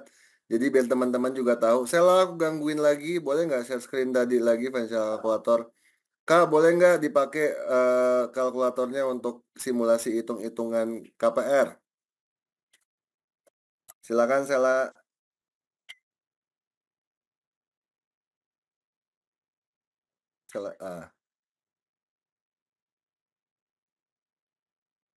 Keluar Sel ke loan kalkulator, teman-teman buka. Tadi ada yang bilang, boleh nggak dicontohin loan-nya, misalnya 500 juta aja loan amount-nya. Interest rate-nya ya anggaplah masih fix ya. Kita ngomongin biasa kan bank-bank tuh ada yang fix 3 tahun, fix 2 tahun, fix 5 tahun. Misal fix 3 tahun di 5,99%. Tulis aja Sel. Long term-nya di 20 tahun lah. Anggap mau panjang-panjangin sekalian. Monthly payment-nya ya dikalkulate aja udah. Ya, ini. Monthly payment-nya 3,579 atau anggapnya 3,6 juta. Saya pernah bilang kan ada namanya DBR, Debt Burden Ratio. 35% dari penghasilan. Biasa analis pakai itu. Mau di-extend atau analisnya bisa dirayu-rayu, di-extend paling ke 40%. Saya hitungin ya buat teman-teman ya. Mau bisa punya di-approve cicilan 3,6 juta dibagi 40%. Berarti kalian harus punya penghasilan atau gaji 9 juta. Gampang kan? Tinggal gitu aja. Oh, monthly payment-nya berapa? 3,6 juta. 3,6 dibagi 40%. Muncul angkanya 9 juta. Kalau misalnya ternyata belum nyampe 35% atau 40%-nya, berarti mau nggak mau opsinya cuma dua. DP-nya digedein, supaya loan amount-nya kecil, atau tenornya dipanjangin. Oke? Adakah emang yang 25 tahun? Ada. Coba sel diganti 25 tahun. Calculate lagi. Turun kan? 3,2. Tapi sayang nggak sih manjangin 5 tahun cicilannya cuma nurun 300.000 doang. Ya. Jadi teman-teman udah mulai bisa kalkulasi sendiri nih kalau saya mau KPR. Lagi-lagi ini saya baru pakai ke 5,99. Red promo dari bank ketika 3 atau 2 tahun awal. Masuk ke floating. Ada dia bilang, Kak contohin dong Kak yang floating kayak gimana. Saya sebut aja, bukan saya nggak sebut banknya. Saya pernah dengar ada yang floatingnya sampai 12,75. Coba sel, interest rate-nya diganti 12,75. 12,75. Calculate. Nah, sebegitu mengagetkannya. Yang tadinya dari 3,2, 25 tahun, naik ke floating, tiba-tiba ngagetin dia. Langsung naik ke 5,5. Oke. Sampai sini paham ya? Jadi teman-teman udah bisa ngitung-ngitung sendiri. Saya harus izin pause dulu sebentar ya Yola, 1 menit. Baterainya habis, saya ngecas dulu. Sebentar loh. Oke, baik teman-teman, thank you banget. Nanti kita akan jawab pertanyaan teman-teman. Mungkin tadi yang raise hand terlebih dahulu dari Kak Eril ya. Jadi nanti Kak Eril silakan untuk ajukan pertanyaannya ketika Pak David udah siap ya. Gitu, dan untuk yang di kolom chat nanti juga kita akan bacakan pertanyaan dari teman-teman. Kalau misalkan ada yang mau raise hand lagi juga boleh ya, teman-teman semuanya.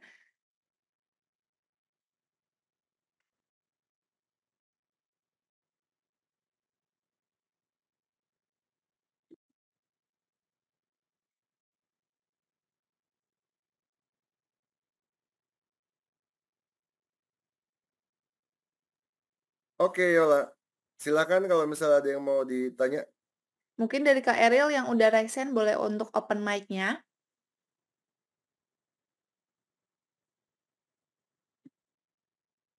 Halo, Kak? Belum di-unmute Yola Oh, sama belum Yola. di-unmute? Tolong. Oke, bentar.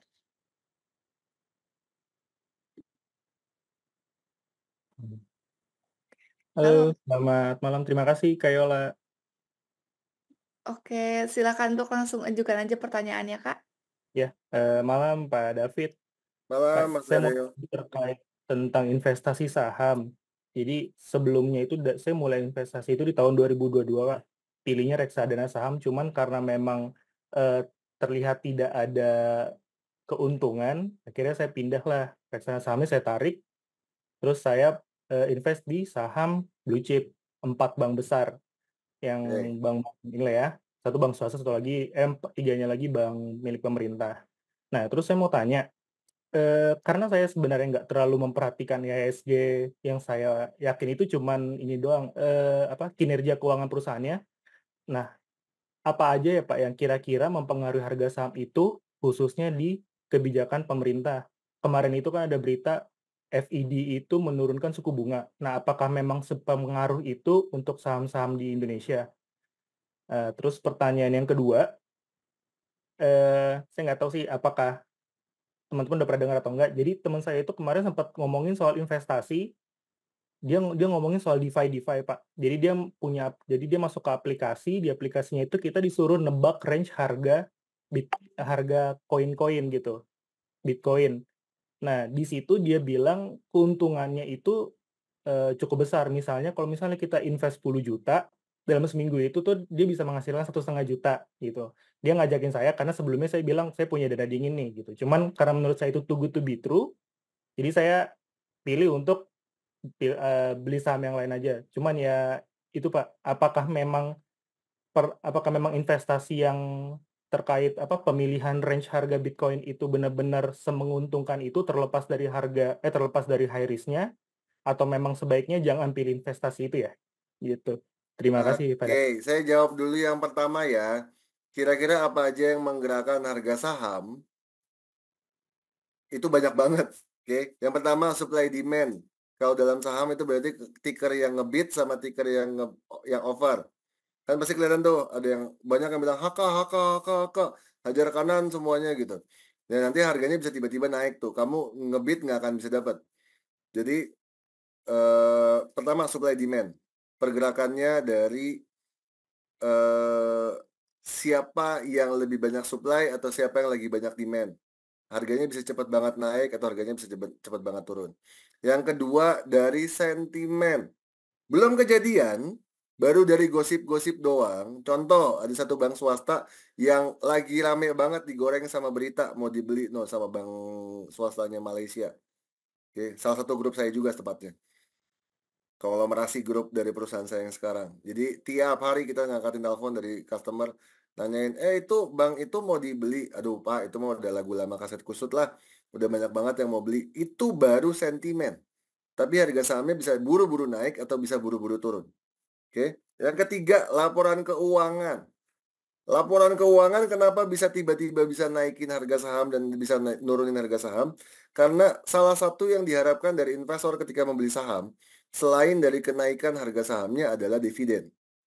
Laporan keuangannya baik, profitnya meningkat, maka laba yang dibagikan dalam bentuk dividen akan meningkat. Ternyata laporan keuangannya bagus, tapi dividennya kan belum dibagiin. Dividen kan biasanya dibagiin ntar bulan Februari, bulan Maret. Sebelum itu mending saya kumpulin dulu sekarang. Maka ketika laporan keuangannya bagus, harga sahamnya naik duluan. Sama, laporan keuangannya jelek. Maka oh ya udah berarti kalau laporan keuangannya jelek, kemungkinan dividen yang dibagikan juga nggak banyak nih. Ya udah ngapain gue megang saham ini, dividennya juga kecil. Ya mereka buru-buru jual dulu. Oke. Yang keempat tadi pertama kan supply demand, yang kedua sentimen, yang ketiga laporan keuangan, yang keempat kebijakan-kebijakan pemerintah. BI rate diturunkan. Oh, BI rate diturunin berarti orang akan lebih lenient untuk nabung dan lebih senang untuk belanja. Berarti gimana nih? Ekonomi juga akan gerak. Geraknya kemana? Apakah ke sektor retail, apakah industri, apakah ke telekomunikasi, gitu. Kemudian kebijakan pemerintah memberikan diskon harga, bukan diskon lagi, bahkan dihapuskan PPN dan PPNBM untuk perumahan dan properti. Tadinya kan sampai Juli, tapi diperpanjang sampai Desember. Oh, itu saham-sahamnya properti kan ngacir semua. Siapa yang ngira Pani? Ada yang megang saham Pani nggak? Siapa yang ngira Pani dari awal tahun bisa sampai segini harganya? Naiknya bergila-gila kan? Oke. Jadi itu juga termasuk salah satu dari sentimen kebijakan pemerintah. Di luar dari yang memang mereka secara masif lah menjualkan produknya. Oke, saya jawab itu dulu ya. Mau lebih lanjut nanti kita discuss setelah ini. Oke, saya jawab lagi nih yang tadi DeFi dan segala macam. Oke, saya disclaimer dulu, kami sebagai anggota dari perusahaan-perusahaan yang di bawah naungan OJK, maka hanya boleh dan berhak untuk memberikan komentar terhadap industri dan instrumen keuangan yang ada di bawah naungan OJK. Karena tadi Masnya sudah menyebutkan koin, cryptocurrency itu tidak di bawah naungannya OJK. Cryptocurrency itu di bawah naungannya Bapepti, Badan Pengawas Bursa Berjangka dan Komoditi. Jadi saya tidak akan banyak berkomentar tentang kripto. Meskipun saya, bukan berarti saya nggak punya. Iya, saya juga punya. Iya, saya juga ada. Gitu. Tapi untuk di forum bebas seperti ini, maka saya tidak bisa berkomentar terlalu banyak terkait kripto. Tapi tadi Masnya udah bilang, too good to be true. Saya tambahin kalimatnya. Warren Buffett pernah bilang begini, Bapak investasi dunia loh. Warren Buffett bilang begini, whatever too good to be true, it mustn't be true. Oke? Bukan saya ngomong ya, tapi semoga bisa menjawab kata-kata pertanyaannya Mas Ariel ya. Jadi, whatever too good to be true, it mustn't be true. Ya, itu cuman akan jadi gambling dan nggak asik. Saya kalau mau masuk ke instrumen investasi apapun, saya tadi udah ada kan tips and triknya, harus tahu tata caranya, prosedurnya kayak gimana. Oh, kok gue bisa dapat harga segini? Oh, kok gue bisa dapat profit segini? Kok gue bisa dapat loss segini? Oh, biayanya apa aja ya? Nah, tapi kalau cuman cap cip cup buah manggis terus tiba-tiba kalian tebak-tebak doang naik atau turun terus bisa dapat duit. Anak kecil, anak TK juga udah sering main kayak gituan kok. Gitu, cuman tebak-tebakan doang, nggak akan bikin saya tambah pintar. Maka saya bilang whatever too good to be true, it mustn't be true. Tapi kalau temannya masih mau jalanin, silahkan. Tapi kalau misalnya nanti tiba-tiba teman-teman yang ngeluh-ngeluh, udah mulai-mulai susah nariknya, udah mulai-mulai susah cairnya, udah mulai susah dikirim-kirimnya untuk profit-profitnya, ya ceritain aja sama saya nantinya. Oke, semoga menjawab Mas Ariel ya. Sukses terus untuk trading sahamnya, lancar-lancar terus. Oke, thank you. Silakan Yola untuk pertanyaan Terima kasih berikutnya. Pak David. Oke, terima kasih banyak Mas Eril. Ini udah banyak banget pertanyaan yang masuk dan dipilih oleh tim. Kita jawab pertanyaannya di kolom chat terlebih dahulu. Yang pertama, Pak, apakah bisa jika kita punya uang lebih, kita bayar cicilan KPR-nya tuh lebih dari seharusnya, supaya bisa nutup cicilan selanjutnya itu agar bisa lebih ringan? Oke, ini nggak semua ada, tapi udah mulai banyak KPR yang mengembangkan fitur ini. Jadi dia mengcombine sama tabungan. Jadi teman-teman nggak bisa langsung top up ke rekening KPR-nya. Tapi teman-teman bisa taruh di rekening tabungan. Misalnya KPR saving atau apa, Flexi Plus atau KPR Flexi Dinamis. Macam-macam lah tipe-tipenya nama-namanya di tiap-tiap properti. Oh, Oke, sorry ke mute tadi. ke-mute. Jadi tipe-tipe KPR yang kayak gini yang ketika kalian saving itu bunga savingnya akan mengurangi dari plafon KPR-nya langsung, bukan dari plafon plus bunga. Ini cukup ngebantu, iya. Sehingga dari yang tadinya perkiraan target 20 tahun, pernah ada nasabah saya yang perkiraan target 20 tahun, tapi dia ada dana lebih ditaruh di KPR fleksinya, di tabungannya. Ada dana lebih taruh di tabungannya, ada dana lebih taruh di tabungannya. Nah, bunga tabungannya ini akan mensubsidize untuk bunga KPR yang ternyata bisa selesai di tenor 17 tahun jadinya. Tapi kalau langsung dilunasin, itu kan berarti namanya pelunasan dipercepat. Biasanya harus tanya sama orang KPR-nya. Saya bisa nggak pelunasan dipercepat? Kenapa? KPR juga nggak mau rugi. Mereka udah set untuk dapat bunga selama 20 tahun. Tapi kalau kalian main top up begitu aja, berarti kan kalian lunasin plafonnya yang tidak dibungain. Bisa jadi KPR-nya nggak mau. Loh, kan saya udah set up kontrak, akad udah sampai 20 tahun saya bisa dapat bunga. Kalau kamu lakuin kayak gini terus, bisa-bisa saya yang bunganya malah makin tergerus, nanti ujung-ujungnya saya nggak dapat bunga, kata banknya. Tapi ada beberapa bank yang tidak sesaklek itu. Dikasih kok, oh kamu punya kesempatan sekali setahun ya, maksimal 100 juta ya pelunasan dipercepatnya. Atau 50 juta ya, atau sekian persen dari plafon ya. Biasanya mereka pakai persen sih. Tapi ditanyain lagi balik ke bank ya. Tapi kalau misalnya untuk yang kalian mau kapan aja, nggak perlu ngomong-ngomong ke bank, biasanya itu ada namanya KPR Flexi. Atau KPR Flexi, KPR Dinamis, ya begitu-begitulah. Namanya beda-beda tiap bank. Tapi itu di-link sama rekening tabungan. Tabungannya juga bukan tabungan biasa, tapi tabungan yang khusus untuk bunganya mensubsidi KPR. Oke, Baik, semoga bisa makasih. menjawab. Oke, thank you Pak David. Semoga sudah cukup menjawab ya teman-teman ya. Kita ke next pertanyaan lainnya. Kalau untuk memilih membeli reksadana yang harus dilihat itu sebenarnya apa aja ya Pak David? Manajer investasi, bunga 1 tahun ke belakang, expense ratio, atau apanya ya Pak? Oke, yang pertama saya harus cerita bahwa ini selalu disclaimer saya sebutin, bahkan dari siang juga saya live IG pasti saya sebutin. Kinerja masa lalu tidak merepresentasikan hasil di masa depan. Kinerja MI masa lalu itu satu hal. Tapi tidak bisa jadi patokan selalu akan seperti itu. Oke. Tapi bisa jadi yang tahun-tahun sebelumnya dia bagus, tapi kalau tahun ini nggak megang grup-grupnya Pak Pepe, brand, TPIA, cuan, segala macam jadi boncos, banyak kok. Oh 2023 tuh MI reksadana yang megang sahamnya brand, indah, nyayur semua. Kebetulan perusahaan saya itu perusahaan yang alergi sama grupnya Pak Pepe. Menurut kami, ya valuasinya nggak segitulah, itu cukup, itu terlalu tinggi banget naiknya. Jadi kita nggak pegang brand, nggak pegang BRPT, nggak pegang TPIA, nggak pegang cuan, nggak pegang Petro. 5 itu kan grupnya Pak Pepe. Nah, akhirnya apa? Kinerja reksadana kami cuma 3-4% setahun. Wah, habis jadi bulan-bulanan masa. Jadi diomong-omongin sama nasabah. Tapi begitu brand drop 30%, gantian saya yang teleponin nasabah. Bu, paham kan sekarang kenapa saya nggak pegang brand? Gitu. Jadi, oh bukan, enggak, saya tidak ada masalah dan tidak ada sentimen apapun dengan grupnya Pak Pepe. Dia itu 5 perusahaan yang menjadikan Pak Pepe orang terkaya nomor 1 sekarang di Indonesia. Jadi, tapi menurut kami juga kan punya kapabilitas dan punya kemampuan untuk menganalisa saham, menganalisa emiten, dan kita nggak maulah perusahaan saya bukan perusahaan yang baru berdiri setahun 2 tahun kemarin. Kita termasuk salah satu perusahaan reksadana tertua di Indonesia. Jadi kita udah bukan lagi mainnya dalam penilaian-penilaian yang, wah ini cepet nih kebantingnya nih, enak nih. Enggak. Kita nggak main yang kayak gitu. Jadi pertama kredibilitas MI, dilihat track recordnya, pernah ada gagal bayar atau enggak. Kemudian kecukupan modal dari MI-nya, bagaimana ketika ternyata semua nasabahnya withdraw uangnya, apakah mereka bisa sanggup untuk membayarkan semua penarikannya. Sama yang keempat, tapi tidak selalu untuk mencerminkan kinerja di masa lalu. Semoga bisa menjawab, Yola. Baik, terima kasih banyak Pak. Semoga sudah cukup menjawab ya teman-teman ya. Kita akan next lagi nih ke pertanyaan lainnya. Pak David, apakah nilai inflasi properti flat tiap tahunnya atau ada kemungkinan di masa depan akan meningkat? Tergantung. Itu lagi-lagi tergantung daerah, tergantung pengembangan, tergantung. Ada yang tiba-tiba meningkat dan ujung-ujungnya flat. Daerah saya tuh, saya nggak bisa sebut namanya, daerah rumah saya yang udah lama nggak saya tinggalin, cuma dikontrakin doang itu.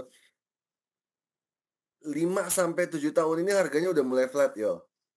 Gitu. Kenapa? Karena pengembangannya, redevelopment di sekelilingnya udah hampir berhenti malah.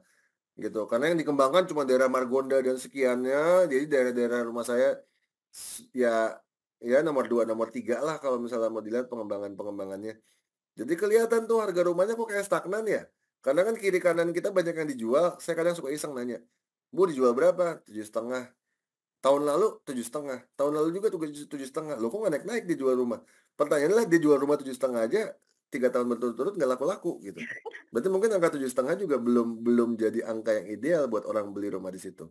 Jadi balik lagi, nggak bisa dipukul rata. Tapi kalau mau aman, mau lihat dari kenaikannya biar gampang apa? NJOP aja. Udah, meskipun selain NJOP itu masih ada hal-hal yang lain yang bisa meningkatkan atau menurunkan harga rumah.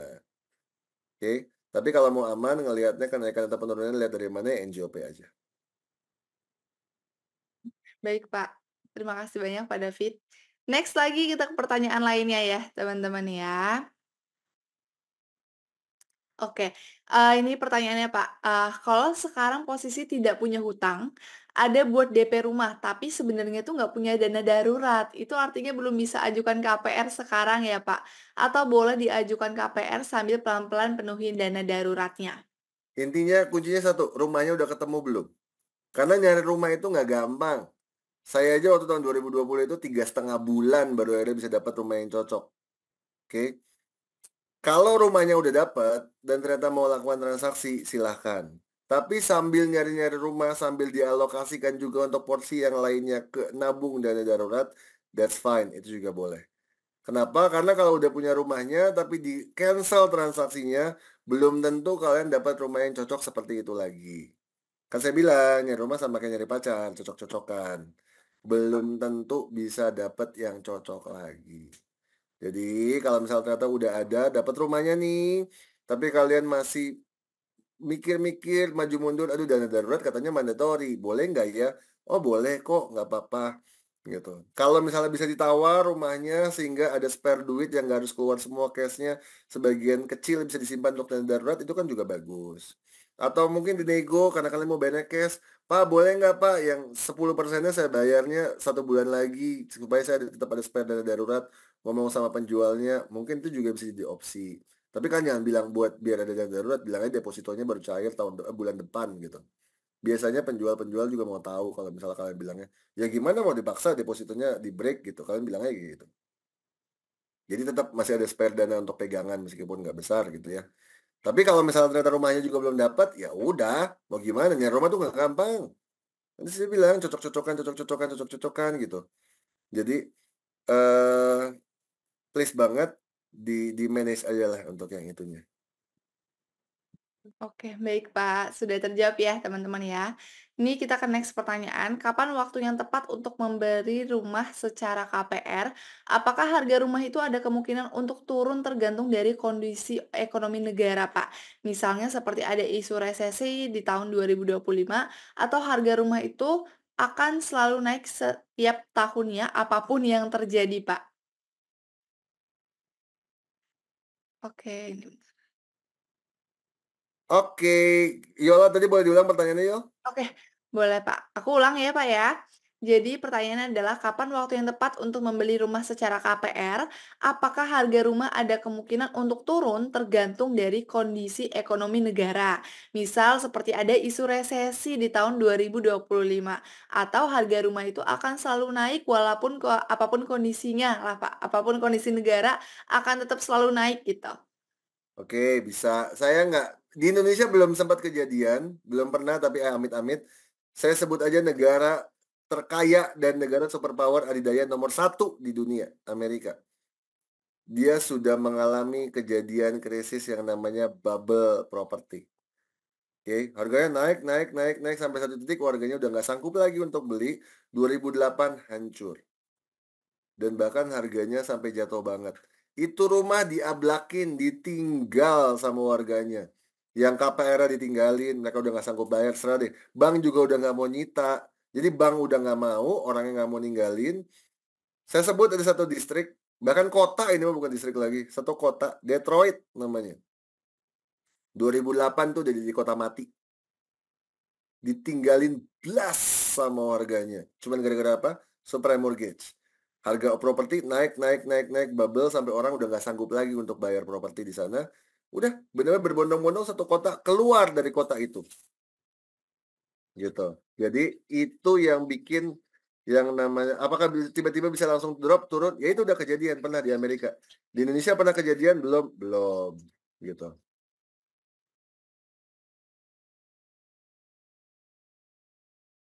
Oke, semoga bisa menjawab ya Yola ya. Baik Pak, terima kasih banyak ya. Oke, kita kan next lagi Pak ya pertanyaannya. Eee, Boleh. Yup apartemen apakah perlakuannya sama dengan yang dijelaskan sebelumnya ya Pak? Oh, sama-sama kok kalau misalnya di rumah ada namanya KPR, di apartemen juga ada namanya KPA. Tapi kalau untuk apartemen saya harus tambahin satu biaya lagi namanya IPL. Jadi selain kalian ngontrak, kalian juga harus siapin tuh yang namanya IPL, iuran penghuni. Baik itu untuk, baik itu, bayar ke developer atau bayar ke pengelola. Biasanya ada apa namanya, Perkumpulan Pengelola dan Penghuni Rumah Susun, PPPRS. Ya apartemen juga mereka sebutnya rumah susun kok, itu di, bentuk badan hukumnya, PPPRS. Oh, itu banyak banget nanti sumbangan iuran apa, itu harus harus dipertimbangkan, gitu. Oh, saya menjawab tadi banyak banget yang nanya, emas posisinya di mana untuk investasi? Emas itu biasanya saya akan tambahin di yang cash atau yang di growth, gitu. Mengingat tahun ini aja udah 34%. Oh iya, saya bilang, ketika marketnya gonjang-ganjing, ketika makin banyak ketidakpastian dalam market, maka harga emas yang paling naik tinggi. Kenapa? Karena ketika ada uncertainty di market, orang akan cenderung pegang emas. Sekarang kan banyak banyak banyak perang nih. Rusia, Ukraina belum selesai. Israel sama Palestina, Israel sama Iran, kemudian Cina sama Taiwan mulai-mulai lagi. Banyak banget nih isu-isu perangnya. Nah, gara-gara kayak gitu, orang banyak yang pegangnya emas. Harga emas naik 34% dari awal tahun. Tapi ketika marketnya nanti stabil, peace aja, damai aja, tenang aja, harga emas akan stagnan lagi atau mungkin cenderung turun. Kenapa? Investor itu akan jual emasnya, dia akan masuk lagi ke instrumen investasi lainnya. Gitu. Oke, baik, Pak. Terima kasih banyak sudah cukup menjawab ya, teman-teman ya. Ini mungkin last question, karena waktunya udah mau habis ya, teman-teman ya. Pertanyaannya adalah, kalau beli apartemen apakah dianjurkan ya, Pak? Kira-kira gimana sih opini Bapak mengenai apartemen untuk di kondisi saat ini? Oke, tapi saya harus ngingetin ya, apartemen itu jarang ada yang SHM. Apartemen itu kebanyakan SHGB. Surat Hak Guna Bangunan, sertifikat hak guna bangunan. Biasanya ada tenornya, apakah 20 tahun, 30 tahun, dan nanti dikembalikan ke developer. Oke. Kalau misalnya teman-teman nyaman dengan kondisi seperti itu, silakan. Tapi kalau pengennya punya milik, seingat saya nggak banyak apartemen yang punya milik.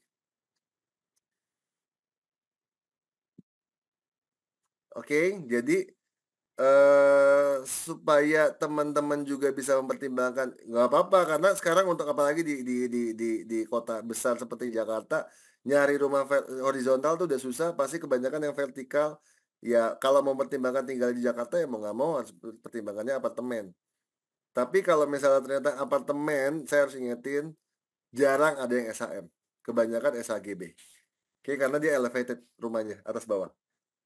Oke, semoga menjawab ya Yola ya. Terima kasih banyak, Pak. Oke, teman-teman semuanya, ini pertanyaannya mohon maaf ya belum bisa dijawab semuanya karena memang waktunya yang terbatas. Aku ucapkan terima kasih banyak buat teman-teman atas antusiasnya dan tentunya juga sama Pak David yang udah dari webinar pertama hingga hari ini ya, Pak, ya, udah kasih banyak banget materi buat teman-teman. Mungkin sebelum kita tutup nih, Pak, karena ini kan pertemuan terakhir ya. Jadi mungkin ada yang mau Bapak sampaikan buat teman-teman yang udah hadir dari awal hingga hari ini, Pak? Oke, buat teman-teman semua untuk yang nggak kerasa ya udah pertemuan terakhir, 2 kali webinar, 3 kali kulwap. Jika ada kesalahan atau salah-salah kata dari saya atau Sela ataupun Yola, saya minta maaf sebelumnya. Gitu. Kalau misalnya ternyata ada yang mau didiskusikan lebih lanjut, monggo silahkan kita bisa ngobrol-ngobrol lagi. Kalau misal teman-teman yang punya niatan buat beli rumah, semoga niat baiknya semakin bisa dilancarkan, semoga niat baiknya juga semakin bisa diberikan jalan bagi yang masih mau nyari rumah atau mau lihat-lihat lokasi. Jangan takut capek, karena memang nyari rumah itu capek banget. Jadi, sukses terus, keren banget pokoknya untuk teman-teman yang udah ngikutin sampai sesi terakhir ini. Terima kasih, jangan bosan-bosan untuk tetap terus belajar. Oke, saya kembalikan ke Yola, thank you ya, Yol. Terima kasih banyak Pak David, semoga sehat selalu untuk Pak David dan juga keluarga, semoga bisa ketemu lagi ya di lain kesempatan ya Pak ya, di webinar lainnya. Terima kasih banyak Pak David. Aku izin lanjut ya Pak David dan juga teman-teman semuanya ya ke next Oke, aku slide. izin off ya, Yola, teman-teman, sorry ya. Baik Thank Pak, you. thank you Pak. Oke teman-teman, aku izin untuk ke next slide. Nah ini dia untuk feedback-nya, karena kan tadi juga banyak yang tanyain ya mengenai pretest, kita memang tidak ada pretest. Dari ini, kita akan ganti untuk, feedback form, jadi teman-teman silakan untuk isi feedback form-nya. Isi feedback form kamu untuk webinar hari ini ya teman-teman ya, untuk mendapatkan, sertifikat dan juga lain-lainnya mungkin. Terus juga boleh untuk langsung scan barcode atau link ya, nanti tim juga akan kasih link-nya ya. Mungkin di grup ya teman-teman ya, seperti itu. Kita tunggu banget untuk, formnya diisi, jadi silakan untuk langsung diisi aja. Boleh scan barcode ataupun juga pakai linknya. Dan sampai jumpa di kelas selanjutannya ya teman-teman ya. Aku sekaligus, tutup aja teman-teman karena ini udah di slide terakhir. Terima kasih banyak atas antusias teman-teman.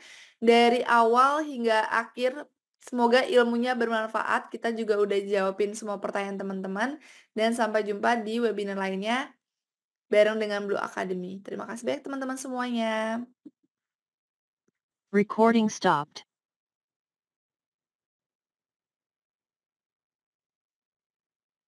Boleh untuk diisi ya teman-teman ya, silakan absennya.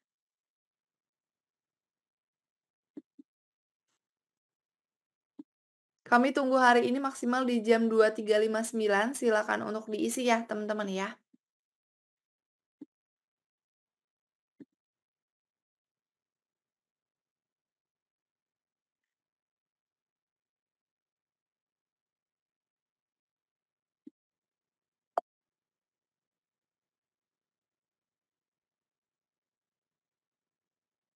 Tadi ada yang mau lihat slide promo boleh. Ini ya.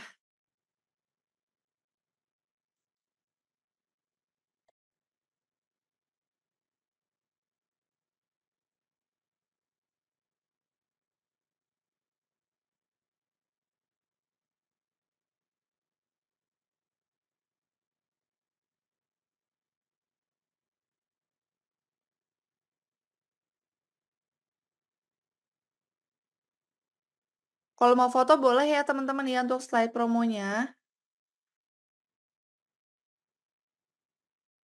Linknya nanti dibantu sama tim ya teman-teman ya. Coba aku kopiin dulu. Sebentar ya, aku kasih linknya dulu. Oke, udah di-copy-in juga. Bentar ya.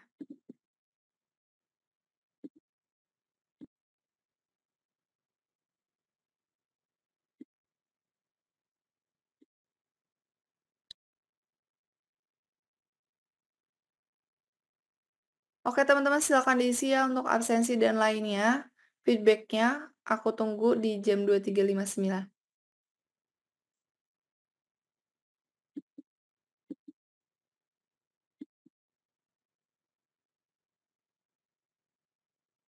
Enggak Kak, ini batch 8 kok, link yang barusan aku kirim ya. Itu udah ada tulisan batch 8-nya kok. Boleh untuk coba diklik lagi nih aku kirimkan kembali. Silakan untuk diisi, aku tunggu ya teman-teman maksimal di hari ini di jam 23.59. Dan terima kasih banyak buat teman-teman atas antusiasnya hari ini. Dan udah bergabung, aku izin untuk pamit ya teman-teman ya. Terima kasih banyak teman-teman semuanya.